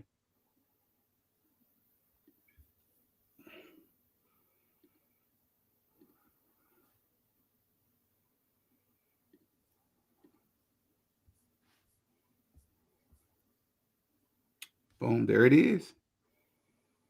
So do you There think it is. these people are going to risk their reputation They have one Diddy victim, and that's me. They have evidence. They have flights. They have everything in the world, right? They. If you think you vetted something out, these people vet stuff out, right? There's my girl that walked by. You're on the stream. Anyways, so they have. Do you think they're going to take the case? So many people are like, "Oh, it's cap, bro." You know, it's like you go tell a story to a law firm like that. You go and say that, right? And now the reason that I'm doing this, coming out of this John Doe thing, is because I don't care about the the money, right? Like I want to get the criminal aspect. I want to get CJ Wallace in handcuffs. I want to get Willie Mack in handcuffs. I want to get Diddy, who if he gets out in a year, that he's in handcuffs because he R-worded me. That's why I want all those people need to be in handcuffs. All those people, forget the money. Like, what is the money going to do? Huh? It's going to buy me, different sunglasses that people hate on, different hats or different clothes that people hate on. I'm still going to close my eyes and go to bed, whether it's no matter what kind of king bed it is, no matter what kind of couch it is. I've had money. I've been at the top of the pyramid. I'm not driven by money. This isn't about money. And people are like, don't do these interviews. Don't come out as John Doe. It can mess up your case. We filed a criminal case because now, once we had legs, and once I had the law firm, and once it was out, and once it's out in the world, right, that we have this lawsuit, it gave credibility. And I was pushing the law firm. I want to file criminal charges, right? I'm not in California. I'm in a different state, right? And so we had to do something called an AOA report. That's assisting other agencies, where they take file a police report here, and giving it to the Los Angeles police. And that has happened. So one of the reasons why I'm doing all this stuff, why I'm coming out, is because they're not contacting me back. The police here they came out, we talk, they text me, we do all this stuff. The LA police, they haven't done anything. That's why I'm putting more eyes on this and more pressure on this, so I can get the criminal justice, right? Because the more eyes that we get on it, the bigger it is. It's gonna lead to criminal justice. And guess what? If I file a false police report, against 3 people, that's a crime. Other people would just be like, "Yo, I'm going to do the civil case. I'm not going to do the criminal case." No, I want the criminal case. So I could just sit back on the civil case, let them sue and all that other stuff. No, I want the criminal case, because the criminal case is going to lay out all the evidence, because they can ping my phone, they can ping Diddy's phone, they can ping CJ, Willie, they can do better investigations and better everything else. So if anything, it's going to strengthen the civil case. You think I'm going to file a police report and go to jail and risk all this stuff? Like, none of this stuff is for publicity. Do you think it's good of me as a publicist to come out and say, "Yo, there's been a guy who's violated me," and to have this out there? Do you think this is good for me? Do you think this is attention that I want? No, man. I don't want this attention. This is humiliating as a man to be violated, right? Like this. This is humiliating. But I'm fighting against the powers to be, and I want justice, and I want these people in jail. And this is what it's going to take, because the LAPD, they're so busy that I need to get their attention, and they need to see how serious that I am. And they need to see this stuff. That's why I'm doing interviews. That's why I'm doing this stuff, to get their attention, because the more attention on it, the more pressure it's going to be, the more questions that are going to be asked, et cetera, et cetera, et cetera. Is it possible for them to be able to pull phone records from 5 years ago, though? Absolutely. That's we're talking about the police. I asked the question. I asked that very question with the police here. Yes, they can still ping. They can still do all that. And let me ask you this too: the current case that just ended, because Mm-hmm. I think we may have briefly spoke about this when you were on the show last time. What are your thoughts? Do you think that this was a show trial or a sham? All of it was because he went after the liquor company, or do you believe there was a lot of legitimacy to it, down to the conviction? What are your thoughts about the actual case that he just got out of? Man, I'm so tired of that. I'm so tired of people. I'm so tired of the general public saying that stuff. I mean, he was arrested, by the feds and Homeland Security with an investigation. Um, I think their case was weaker, right? It wasn't strong enough, but no, you're talking about the Southern District of New York. You're talking about the feds and Homeland Security and the highest level. It's not a sham. It's law enforcement. He has if we can't trust that, then what are we? Well, to be fair, let's clarify what sham could mean for some people, All right. because I've also entertained the idea that when I use the word sham, I don't mean like everything that we saw was fake. What I mean is the reason why the trial was brought forth to begin with, because I'm under the belief that many people in power have known for decades that Diddy has been accused, at the very least accused, and believed to be guilty of many different types of crimes. But it's not until shortly after his dispute with the liquor company that made major headlines. He accused them of being racist. Now all of a sudden charges are coming forth. It doesn't mean that what he's been accused of, he didn't do it. No, I believe that. It's just, why did it happen now? Well, this pastor told me after the event, after these instances, he says God moves in a straight line. God is a straight line. Mm, The devil is a maze. mm. God is straight. He's absolute. The devil runs in all these mazes and these tricks and all these other stuff to take it, to take us away. Oh, this conspiracy, that conspiracy. I don't believe in that, because it's also discrediting the victims. It's also discrediting Cassie Ventura. It's also discrediting the other victims out there by saying, well, oh, Diego, the liquor store and all this other stuff. Nah, man, this is a guy that is the devil, and he belongs in hell, because that's what the devil does. He's the author of confusion. Let's confuse. It's a straight line. Boom. The judge gave him a leaner sentence. I wish it had been harder. The jury of the peers didn't convict him on all the other charges. He was facing life in prison. Obviously, I wish that would have happened. It didn't. So, we just got to have faith that, the jury was right. I mean, everything was right. We got to have faith in that. Can't get lost in all these confusions and conspiracy theories. That's the devil. That's what the devil does. It's not what God does. God's not about conspiracy. God doesn't have conspiracies. He's absolute. So, Was 2021 the last time you saw Diddy? yep. And CJ and Willie. Have you spoken to CJ since? No.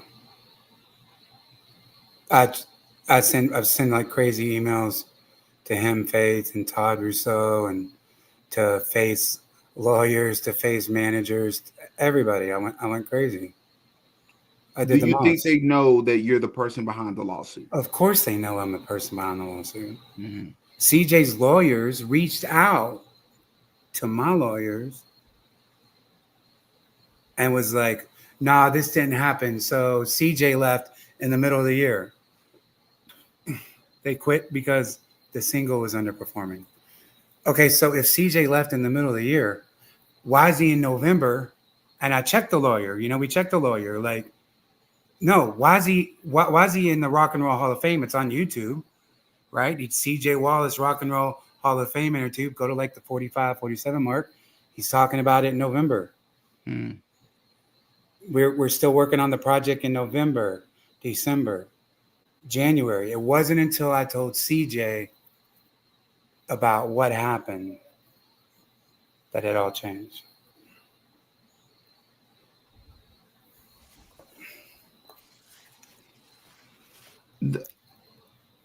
What do you believe will come of this? I know what you hope to believe. I know what you would like the outcome to be. But being that he's currently incarcerated, how does that process work, Jonathan, with the lawsuit? Is this something that they're going to... He's been served, right? And like you can like there's this dude that covers like all the Diddy lawsuits. It's Diddy Docket on Twitter. All the Diddy lawsuits. Diddy Docket. Diddy Docket. This guy, he covers all of them. So it's like, you can see like this person puts up whenever this is served and this and that. And, my case is on there, constantly covered just like all the other victims. And that's the problem, is there's a stigma on these victims, right? There's a stigma. Oh, it's another case. Oh, it's this and that. It's bullcrap. Blah, blah, blah, blah, blah. So you're telling me the guy that glorified this evil lifestyle, whose best friend, allegedly, Notorious Big, is murdered, and he's tied into the murder of Tupac, allegedly, by Keefe D. And then you have the Sean incident with J-Lo, and then you have all these other incidents.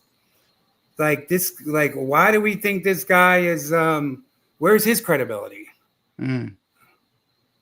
The fact he's a billionaire? Well, the devil says that you're going to be blessed. He's made his kingdom on earth, right? Where's his credibility?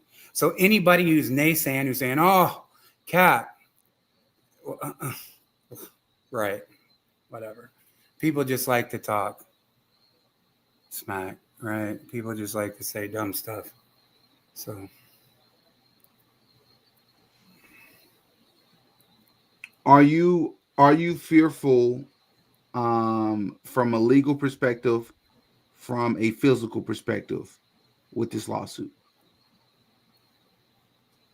I am worried on the physical side. I was worried about it before I started coming public, and we're starting to get some traction. I was worried about it because the only people that knew is Diddy, Willie Mack, the Biggie estate, CJ Wallace. So me being a John Doe, is that really protecting me? Because those evil people who support gangster rap and support the gangster rap lifestyle, one's in prison, right? And one's in jail right now, being transferred to prison or halfway house or whatever. Those are the people that I worry about, right? But now that I've come out in public, if something were to happen to me, it's out in public. Whereas before, I would have just been a John Doe that died, who died, and that's it. And what was the biggest inspiration for you to no longer be a John Doe?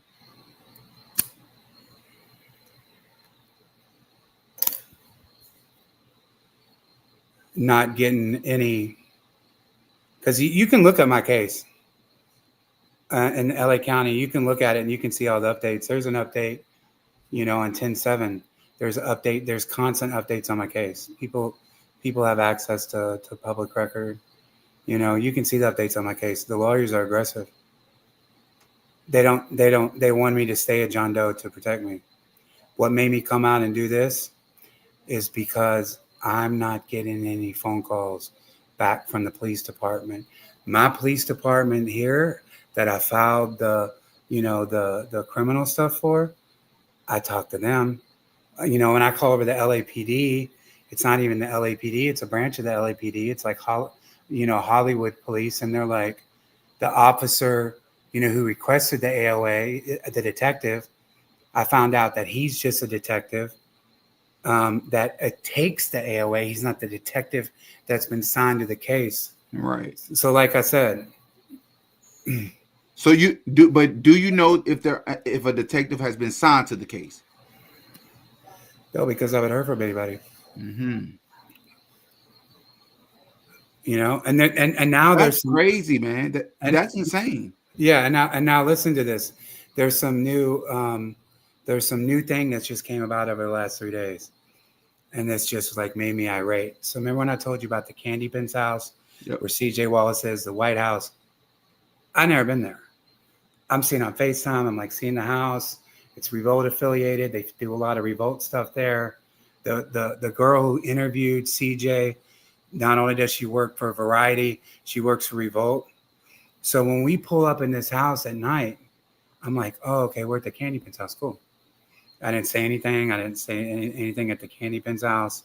I couldn't even think of the name then. But I was like, oh, this is where, he did that other interview. When we're pulling up, I was kind of like, I felt more at ease, before he walked in, and it got weird because the car ride over was weird. Mm-hmm. But I was like, oh, okay, yeah, this is that house that he was at.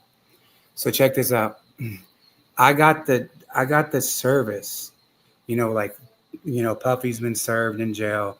Mm-hmm. Willie Mack's been served at his house, and CJ was served at his house. This is a 100% fact. You can look online and see it. I looked up his address, right? Because it's on the service where he was served. Mm-hmm.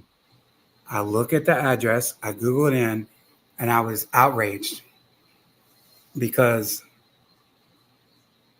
that's the house that I was taken to. It's got the same garage as the Candy Pins house. It's the same white multi-layered house. It's got the pool in the back. I'm like, oh my gosh. CJ took me to his home, which made me even more mad, where Puffy was. Like, why aren't they telling me like, yo, we're going to meet Puff Daddy, Puffy's going to be there doing the interview, right? Because remember, I just told him, before, like, yo, Diddy did some weird shit, he pleasured himself in one of your dad's jersey. Like, if someone did that to my dad's jersey, if Biggie's my dad and someone, I would be upset. Yeah. So they took me there, and that it made me more mad. It's more trauma. Like it's just constantly deal with this stuff. I'm tired of it. But it's also validating at the same time, though, right, Jonathan? Because it shows that if what you're saying is true, and this person actually lives at the place that you've described, then it helps prove that, hey, this person was there. Correct. And listen, I'm going to send you the address, right, of both, so you can see the difference between Candy Pins and CJ Wallace. Now, you got to think, I'm not in LA. I'm not like paying attention to my surroundings. I'm in the back seat riding with these guys. I'm pulling up to this white house, and I recognize the garage, and I recognize, the white building and the, the pool and the stuff like that. I just thought that that's where we were, right? Very similar. Very eerily similar, and that's where that I was taken. So and violated and humiliated and really, like, made me want to die, made me blaspheme toward God, made me hate God, because I was like, how can you let this happen? And that's why before we started at the very beginning, I know we're wrapping up, that's why I was like, yo, my mom always said, if I'm not using my gifts and my talents to glorify God, I'm never going to be blessed. It's like, yo, here I am, doing a Biggie project, a gangster rap project, even though it's house and techno, even though it's positive. Look at the content that he's putting out. This guy was assassinated. It's signed to Bad Boy. It's affiliated with Bad Boy. I've already had my experiences with Diddy. Like, what am I doing? And so I got some clarity when we got on. I was like, dang, man. Everything my mom always said comes true.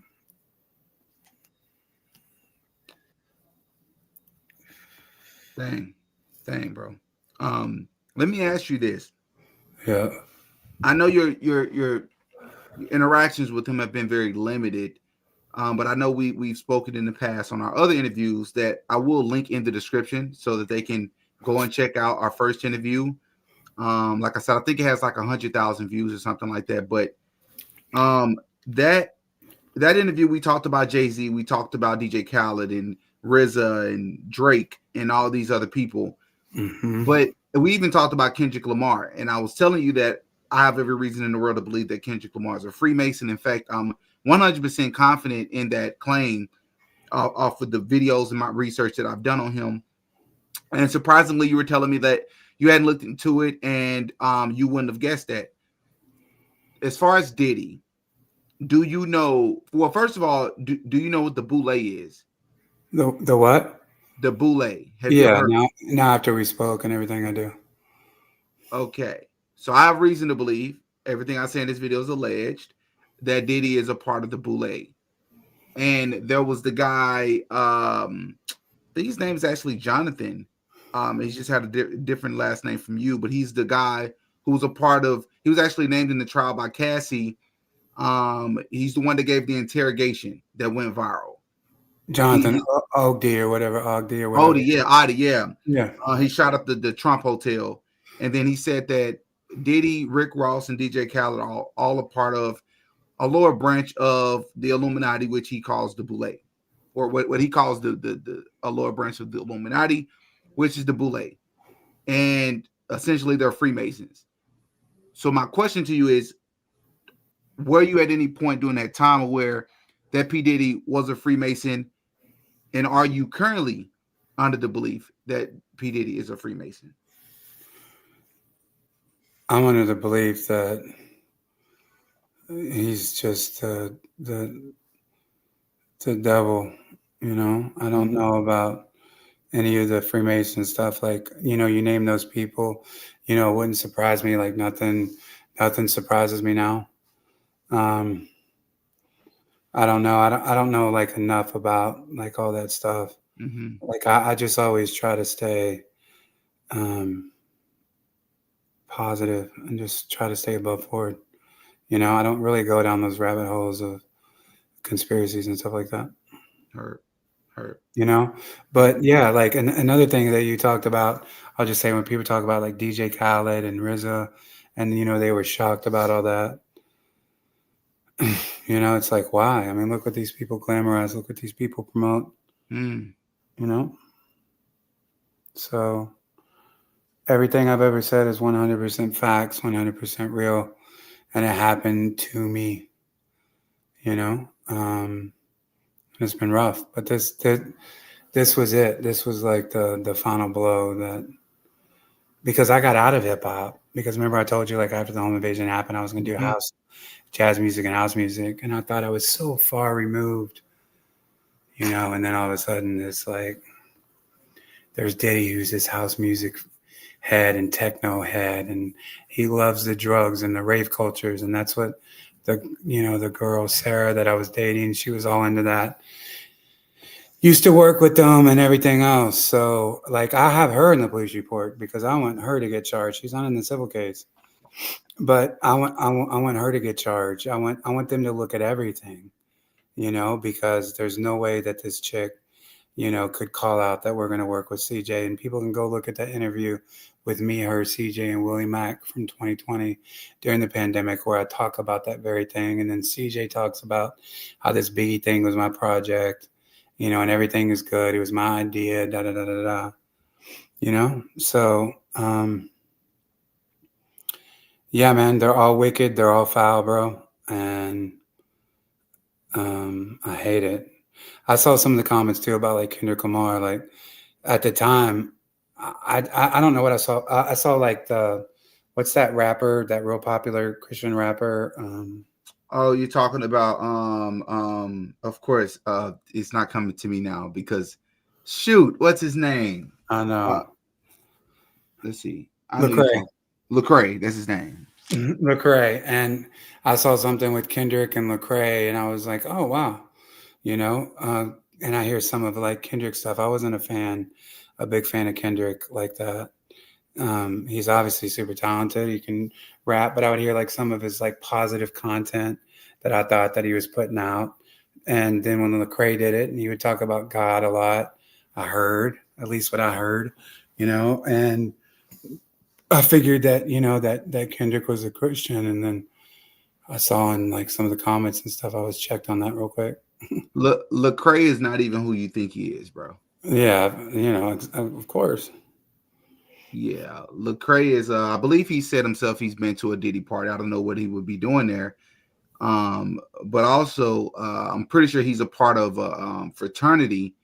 And I interviewed someone on the show a few weeks ago named Melissa Blair, who's went mega viral on TikTok, YouTube, and Instagram multiple different times for exposing what fraternities and sororities on college campuses are actually about. People look at them because they're out in the open as something that's innocent, but similar to what your experiences have been and the things that you've talked about in the music industry, it's kind of like that. They have to give vows and rituals. It's a lot of weird stuff they have to do that you would never know just casually passing these buildings, going to class.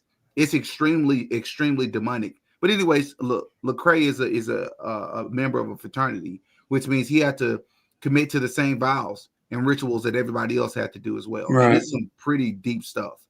Yeah. Listen, no doubt, the devil's been after me from day one. I was adopted at birth, born in confusion.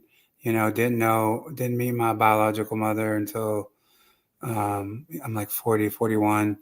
The devil's been after me for forever, especially because my family, started that mega church. My grandfather, my uncle, the founding elder. That there's been no scandals at Southeast Christian Church. There's been no weird things that have came out about them. So and my grandfather, the Owen Hay, always used to say, you can be a preacher, man. You got to take the Hay name and be a preacher. And if I could go back, I would have went that way. I would have went to Bible college. I would have went that, but I was so immersed with like hip hop, and it was positive back then, like Eric B. Rakim and Public Enemy, and all that was so positive. And then all of a sudden, it just started to change, and then I like fell in love with it. Like I loved Tupac, I loved Biggie, I loved Jay-Z as a rapper, like I loved Two Left Crew, I loved all that stuff. But that's all trance music that's, taking you to a different place, and, you're opening the door up to the enemy to attack you with those kind of spirits, Mm.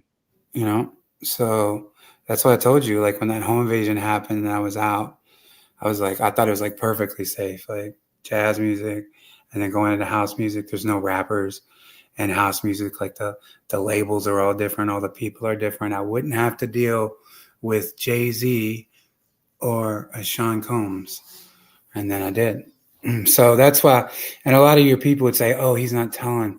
He knows a lot. He's not saying he knows more. He knows more, blah, blah, blah, blah, blah. So they could pick up on that because I had to choose, my words carefully, because I knew I would get to this point where there would be a lawsuit, and I knew that I would go after him with action. So, but now it's like I said, I'm doing this to get the police to, get on their doorstep. They're not like answering calls, calling me back. Well, let's, hopefully to get their attention, they're going to start calling me back and taking it serious, and they're going to talk, and they're going to see, the trauma and stuff that I've been through. Because, they probably get this, this AOA report, and it's like Sean Combs, and, Diddy and CJ Wallace, Biggie's son, who their family sued the LAPD for $400 million, and they dropped a lawsuit. They're like, another Diddy accuser. And that's the thing, is like all these Diddy victims, it's like, oh, another Diddy victim, and like Gene Deal, you know who that is? Oh, absolutely. I'd love to get Gene Deal on the show someday. Well, that would be great for you. But Gene Deal, he spoke against like my lawsuit when it came out. He was like, on Art of Dialogue, he was like, this isn't real, dude. This is a money grab because CJ just sold his catalog for $200 million. And, whoever this person is, he was kind of like making fun of the article. And so, without knowing that it was you. no, nobody knew it was me until today. And the reason why I wanted to clarify that is because I'm like, Gene Deal has vehemently been speaking out against Diddy for probably the last decade, for a very long time. Yeah. And so I'd imagine that he generally supported, but I guess it's the timing of it that probably made him suspicious about why you would come out and sue him. It's the stigma. And there's a female lawyer. I don't want to say their names. It's a female lawyer and it's a male lawyer. And they have a lot of these Diddy victims. It's not the top tier. It's these other ones that are, messing up these victims' cases. Right. Right. So, but yeah, so Gene Deal probably like, oh, how does this guy, finish off in Biggie's shirt? And he's suing the estate, because they just partnered with Primary Wave for $200 million. This was way before that. And look, if I was about the money, I wouldn't be out here doing this right now. I would just be waiting for the civil case to happen. I'm jeopardizing the civil case. Diddy's lawyers are going to look at this stuff. CJ's lawyers are going to look at this stuff. Everybody's going to look at this stuff. But good, I want them to look at this stuff because I want them to see that they have broken me down, that they did. Not anymore. I was broke down. They knocked me out. That's why I used to do those interviews. I was laying in bed, dude. I was so depressed, but now I'm fighting back because now I got some support and now I've got some people and now I've got this law firm and I'm fighting back. So I am curious, a law firm of that size, Jonathan, how does that work? Like when you approach them, do they give you some sort of number to come through the door with? And do they tell you where's the evidence automatically before we even entertain the lawsuit? How does that work when you're approaching them? I think they knew about me before from doing these interviews because I don't quite know how it happened the way that it did with Dordick Law Firm. I didn't know anything about them. I know that they don't want me out here saying that I'm, coming out and being a John Doe. But when they see my heart and they see that if you're going to win your civil case,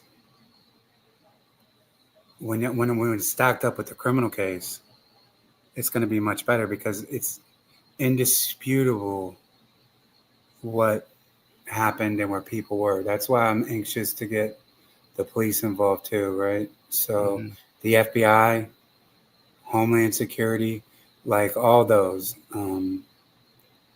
because I think people have just given up on the Diddy thing. The media cycle isn't what it was. He was not convicted on his stronger charges, but he's still in jail, going to prison. And I hope that we can keep him there. I hope that, my criminal case gets him in handcuffs and CJ and Willie in handcuffs. So maybe I missed it. So when you approach them and you say, I have a case, do they charge you up front? Do they say, okay, where's your evidence? What's the first thing they say to you? Just so I understand. So we spoke. I didn't take it serious because I've been down this path with lawyers. I didn't know if they were the op. Mm-hmm. I didn't trust it until we get down and, they're looking at the emails and the evidence and the everything that I have, vetting it out. And they're probably, like I said, their vetting process is, with a law firm of that size, I'm their only victim, and maybe with me doing all this stuff, they're going to drop me. And if that's the case, that would suck. But like I said, I'm about the criminal case. That's what I'm saying. So if anybody has any hate, I'm risking a lot of money to do this stuff because I'm not driven by money. People think, oh, you go on YouTube and you make these monies. Have I ever asked you to pay me for an interview? Nope. I've never asked real life street stars to pay me for an interview. I've never asked Sean Atwood. I've never asked The Truth Is. I've never asked anybody. People always say, you need to start charging, the people for these interviews because you get views. And I know a lot of people do. I don't. Because it's not about that. It's not about that for me. This is about justice. Do you have any I know you say you're the only victim, but do you have any other like witnesses on your case to help corroborate your story? Sure. Absolutely. Are they John and Jane Doe's? No. But they're not wow. they're not in the case that you can see. It's part of what they will use against the lawyers, like when we go to trial and stuff, if it goes to trial. Got it. And there's the forensic evidence of phones and laptops and emails and everything else, right? There's that. That's why it's like, forget all the circumstantial evidence. Let's bring in the big guns, And that's where I'm at, bro. Well, I hope they do not drop you. It doesn't have to be about money, but if what you're saying is true, and I don't have any reason not to believe you, man. And they obviously do, because, like, as far as payment, no, they're doing this all in contingency. Oh, wow.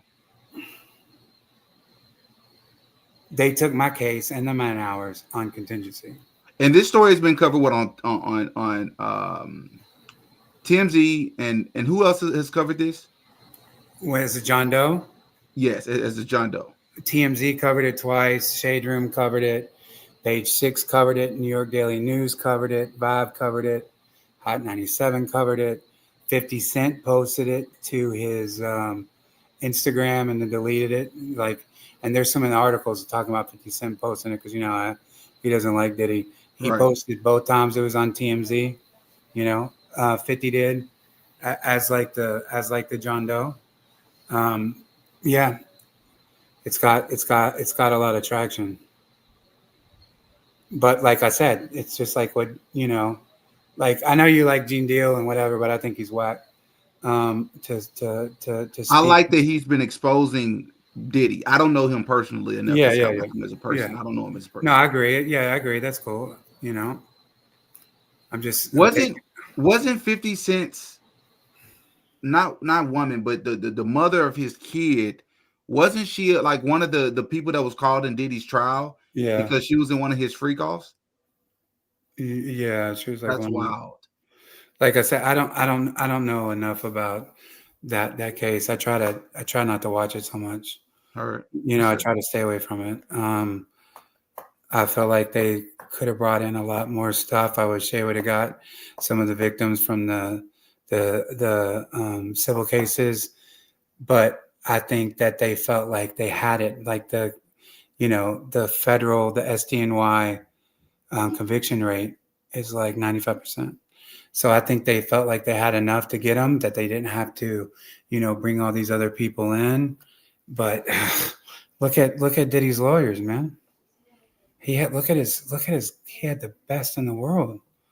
Not one, but like 3 or 4, and one of them was Young Thug's lawyer. Come on, they got him off, yeah. And then you have Mark Garrigo's daughter. She was on my case, and then she subbed out for a different lawyer. Whose daughter? Mark Garrigo's daughter.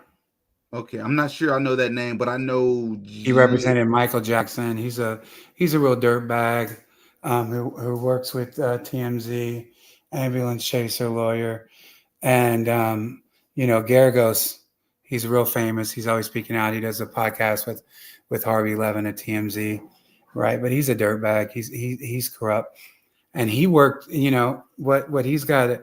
If the Garrigos they come after me, I hope he realizes that he represented one of my cases back in the day when I used to represent the Nappy Roots, and one of the members of the Nappy Roots was beaten by a police officer.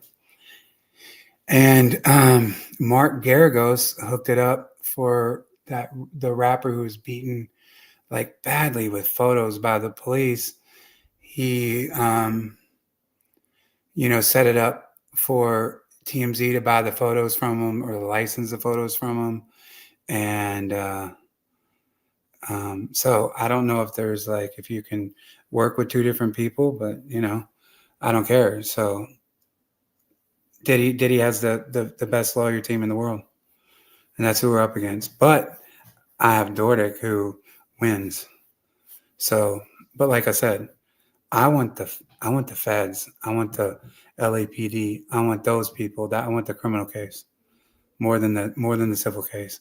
I know. Like my people are going to be like, no, you want the civil case because bro. We're talking a lot of money, hundreds of millions of dollars, bro, that I'm risking. So anybody's like, oh, attention. What kind of attention am I going to get from YouTube? Attention that I'm in violated? Attention and that to blow my case up? People are weird, man. That's a fair point. My girl's here. Say hi. She won't get on stream. Hi. Hello. But I do want to say from a heterosexual man's perspective, I would imagine it would take a lot to come out. Yeah. But it's also the responsible thing for me to, I think I've already asked you this before, but so my audience knows, I think I know the answer to what, or at least the answer that you've told me before, but I want to make sure I ask you this on stream, Jonathan. Are you a Freemason? No, I don't know anything. I don't know enough how to be. I'm not a Freemason at all. I'm a Christian. People could say, well, he smokes and all the other stuff, but I'm a Christian for sure, 100%. I'm a believer. Like there's no doubt about it. So a Christian, 100%. That's what I am. When you say that you're wanting to get the feds involved in LAPD, are you concerned even a little bit that some of those people could be on a payroll? Because it's documented in Lil Rod's lawsuit that there's a guy that Diddy used to call. I believe that was part of the LAPD. I believe that was the force that he would call. And there's a guy that he had on payroll that would show up and contaminate crime scenes in favor of Diddy. Mm-hmm. So is that something you're fearful of? As you say, you're trying to get these? No, because if that like conspiracy, all that is there, people have been talking about that. Hopefully they paid attention and they're aware. But did I tell you, like, so after CJ served a month later, did I say that he moved out of his house? Maybe. That White House. He gets served. He moved back in? So he lives in this White House that looked like the Candy Ben's house. All right. He gets served. A month later, you can look on Zillow, he puts it up for rent. A month after he served, after being there 5 years. Why did he do that? A month after he served. What are you suspecting? That he moved? Like out of the country? He moved. No, he moved. He moved out of the house. Well, I know out of the house. I just didn't know if you was leaning towards if he moved out of the country. That's where the crime happened. That's where the main one happened. I don't know like how DNA works. I don't know how anything happened. I don't know any of that stuff, but I thought it was pretty weird that he moves out of the crime scene house after 5 years. A month after he served. And now it's up for rent, $15,000 a month. What is he like? Is he making money? Remind me, do you know what he does full time? He doesn't have to do anything. He's the son of Biggie Smalls. Wow. They just did a deal. That's what Gene Deal was talking about. They just did a deal for $200 million. Oh, yeah, that's right. But it was after Valletta died. Faith Evans, shady. CJ Wallace, evil. Because no one has, everybody turned a blind eye and, all those people blacklisted me. I don't know about his sister. She's never got involved. Tiana, I don't know, but his mother, his grandmother, Willetta Wallace, was on point. She dies, and like weeks later, they sell the catalog of Notorious Big for $200 million. That means him, his sister, and his mother got $200 million. And that's not the reason for the lawsuit because it was already happening before then. So Gene Deal's wrong. His facts are wrong. What is it with people constantly saying something about a Baphomet tattoo? Are they saying you have a Baphomet tattoo? They think where I don't have a Baphomet tattoo. I have an X tattoo from Malcolm X. Where is it? Right here, real big, Malcolm X. Mm-hmm. You've also worn a hat with the X on it. What? Yeah. Malcolm X is my hero. He's my favorite human being besides obviously Jesus Christ, because he knew that he was going to get assassinated, and he knew that he spoke out because he found out that Elijah Muhammad, who he served so well, had got all these women pregnant. You know the story. Yep. And he was very racist, outspoken about it. And then he goes over, when he finds out about Elijah Muhammad, he goes over to Mecca, and then he comes back and he said, I prayed with the white man and everything else. And I realized the white man is not the problem. Yeah. And he changed, his views, and I just, he's always been like my hero. And so when I was in Washington Heights and in Inwood, it's all like together, we go over to the Presbyterian Hospital, and it was crazy because that was like the Audubon showroom where he was killed was right there. So when we go into the hospital, I'm like talking to the doctors. I'm like, is this where they took Malcolm? Because it was like, it's literally like on the same block. Mm-hmm. They're like, yeah, it's the same place. So I was tripping out. I love Malcolm X. I think he's the greatest civil rights leader of all time. Because he was honest, he was humble. He went against the Nation of Islam because it was corrupt at the time. Firebombed, house bombed, everything. Like, I love Malcolm. For sure. All right. Well, we get here towards the end of the interview. I do want to say this. Do you have any final words, any final message, what you would like most out of this interview for people to take with them? Any last message you'd like to share with people as we wrap this up? Listen, the victims, they've taken a beating because they're all being discredited by a bunch of people. It's like another Diddy lawsuit. The victims, like, I would love for more victims, to contact me because there's strength in numbers, and I would love they're getting hit hard from Diddy, like all the victims to come together, and we can do more together than we can alone. Right. So I'd love to see the victims come together. I know they've taken a beating and they've been discredited and all this other stuff, but to keep fighting, right? Because the lawsuits that I've heard about is like, I believe them because I know what I went through. I know Rodney Jones personally, Little Rod. He's a friend. He's a client. And he did not even know that I was a John Doe, that I was the John Doe. Oh, wow, man. He was a client. I booked him on Academics. I booked him on Benny Johnson. I booked him. Benny Johnson? Yeah. Like the conservative guy? Yeah. He did an interview, Little Rod, with Benny Johnson. I did not know that. Yeah. Wow, that's crazy. Yeah. How do you feel about Benny Johnson? I feel like, see, when you ask me that question, Jonathan, it may delve in. I'll give you the short answer, but it's going to delve just a little bit into things that you said that you're not interested in. Controlled opposition.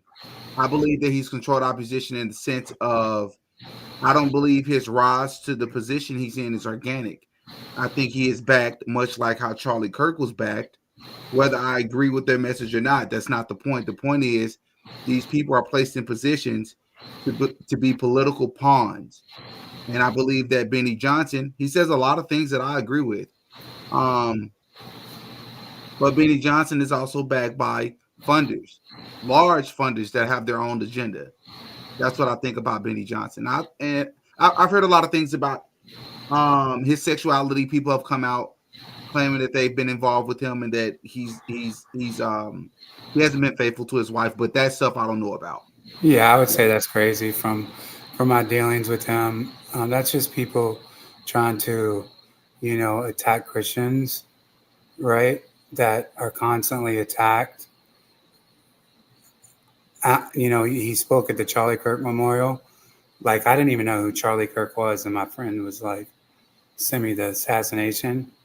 I was like, oh my gosh. And all I know about the Charlie Kirk is everybody has their opinions. For me, I was watching some of his debates and stuff, and the Christianity and stuff that he would talk and about God, and it stirred up my spirit. I didn't even know who he was. I didn't know anything about him, right? So Charlie Kirk, really like stirred me up as far as Christianity and stuff like that. It was so good to hear, people talking about God and Christianity and revival and stuff like that. And I don't know anything else about it. I just from my own personal thing. And that's the way God works. Like, He God can use people for those reasons.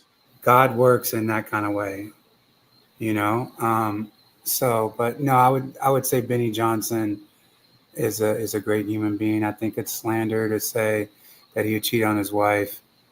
I don't believe that at all. I love Benny Johnson. You have first-hand account with him. I don't, so I'll take your word for it. Yeah, he took Little Rod and interviewed him after we didn't do anything. Like right after the verdict. That's the interview that we chose to do. Was Benny Johnson because he was a Christian. So I didn't want Rod to go in secular media. So Rod texted me earlier today. I'm just like, oh my gosh, because I've been wanting to have this conversation with him. But once again, this is like being a John Doe. I haven't said anything at all to him. So yeah. Will you send him this interview? Or are you just gonna let him find out on his own? No, I'll send it to him. I'll send it to everybody that I know. Sure. I'll send it to Benny Johnson. Heck yeah. Well, that's dope, man. I want to say again, man, before this ends, I truly am sorry to hear that you've experienced this. If what you're saying is true. And I'll be praying for you, man. I'll be praying for your healing. Because I can only imagine. To be honest with you, I don't want to imagine the state of mind that you've been in. And so I'm gonna let you know this on live while everybody's watching that I do plan to. I'll wait a few days, but I'm gonna take this and I'm gonna edit it and I'm gonna represent it to people in video form. This will be a live form. I'm gonna bring it to people in video form so they can have it in a more digestible manner, and sort of get rid of some of the pauses and the unrelated topics, so that people can hear your story, hear what you have to say. Yeah, and we can go from there. So is this interview going to be where I can share a link after we're done? Yep. As soon as I end this stream, it'll be on YouTube. Okay, got you. Okay, perfect. Yep. All right, listen, thank you so much, man. I always love talking to you. I always love your objectivity. Like I told you, you're like an investigative reporter. I really appreciate that. And then that moment that you took the Truth Is interview, and you were like, this is you know, whatever you said, compared it to the Cat Williams thing. I mean, that got so many eyes on it, bro. That was like such a blessing. You know, I appreciate it, man. Like, I Yeah, appreciate your support of you. heck yeah, I'm pretty sure. Yeah, that interview is at 1.1 million. Insanity, bro. Insanity. So heck yeah, man. Thanks again, bro. I'll be in contact with you. All We have right. each other's number, All right. and we'll speak soon. All right. Thank you. All right, man.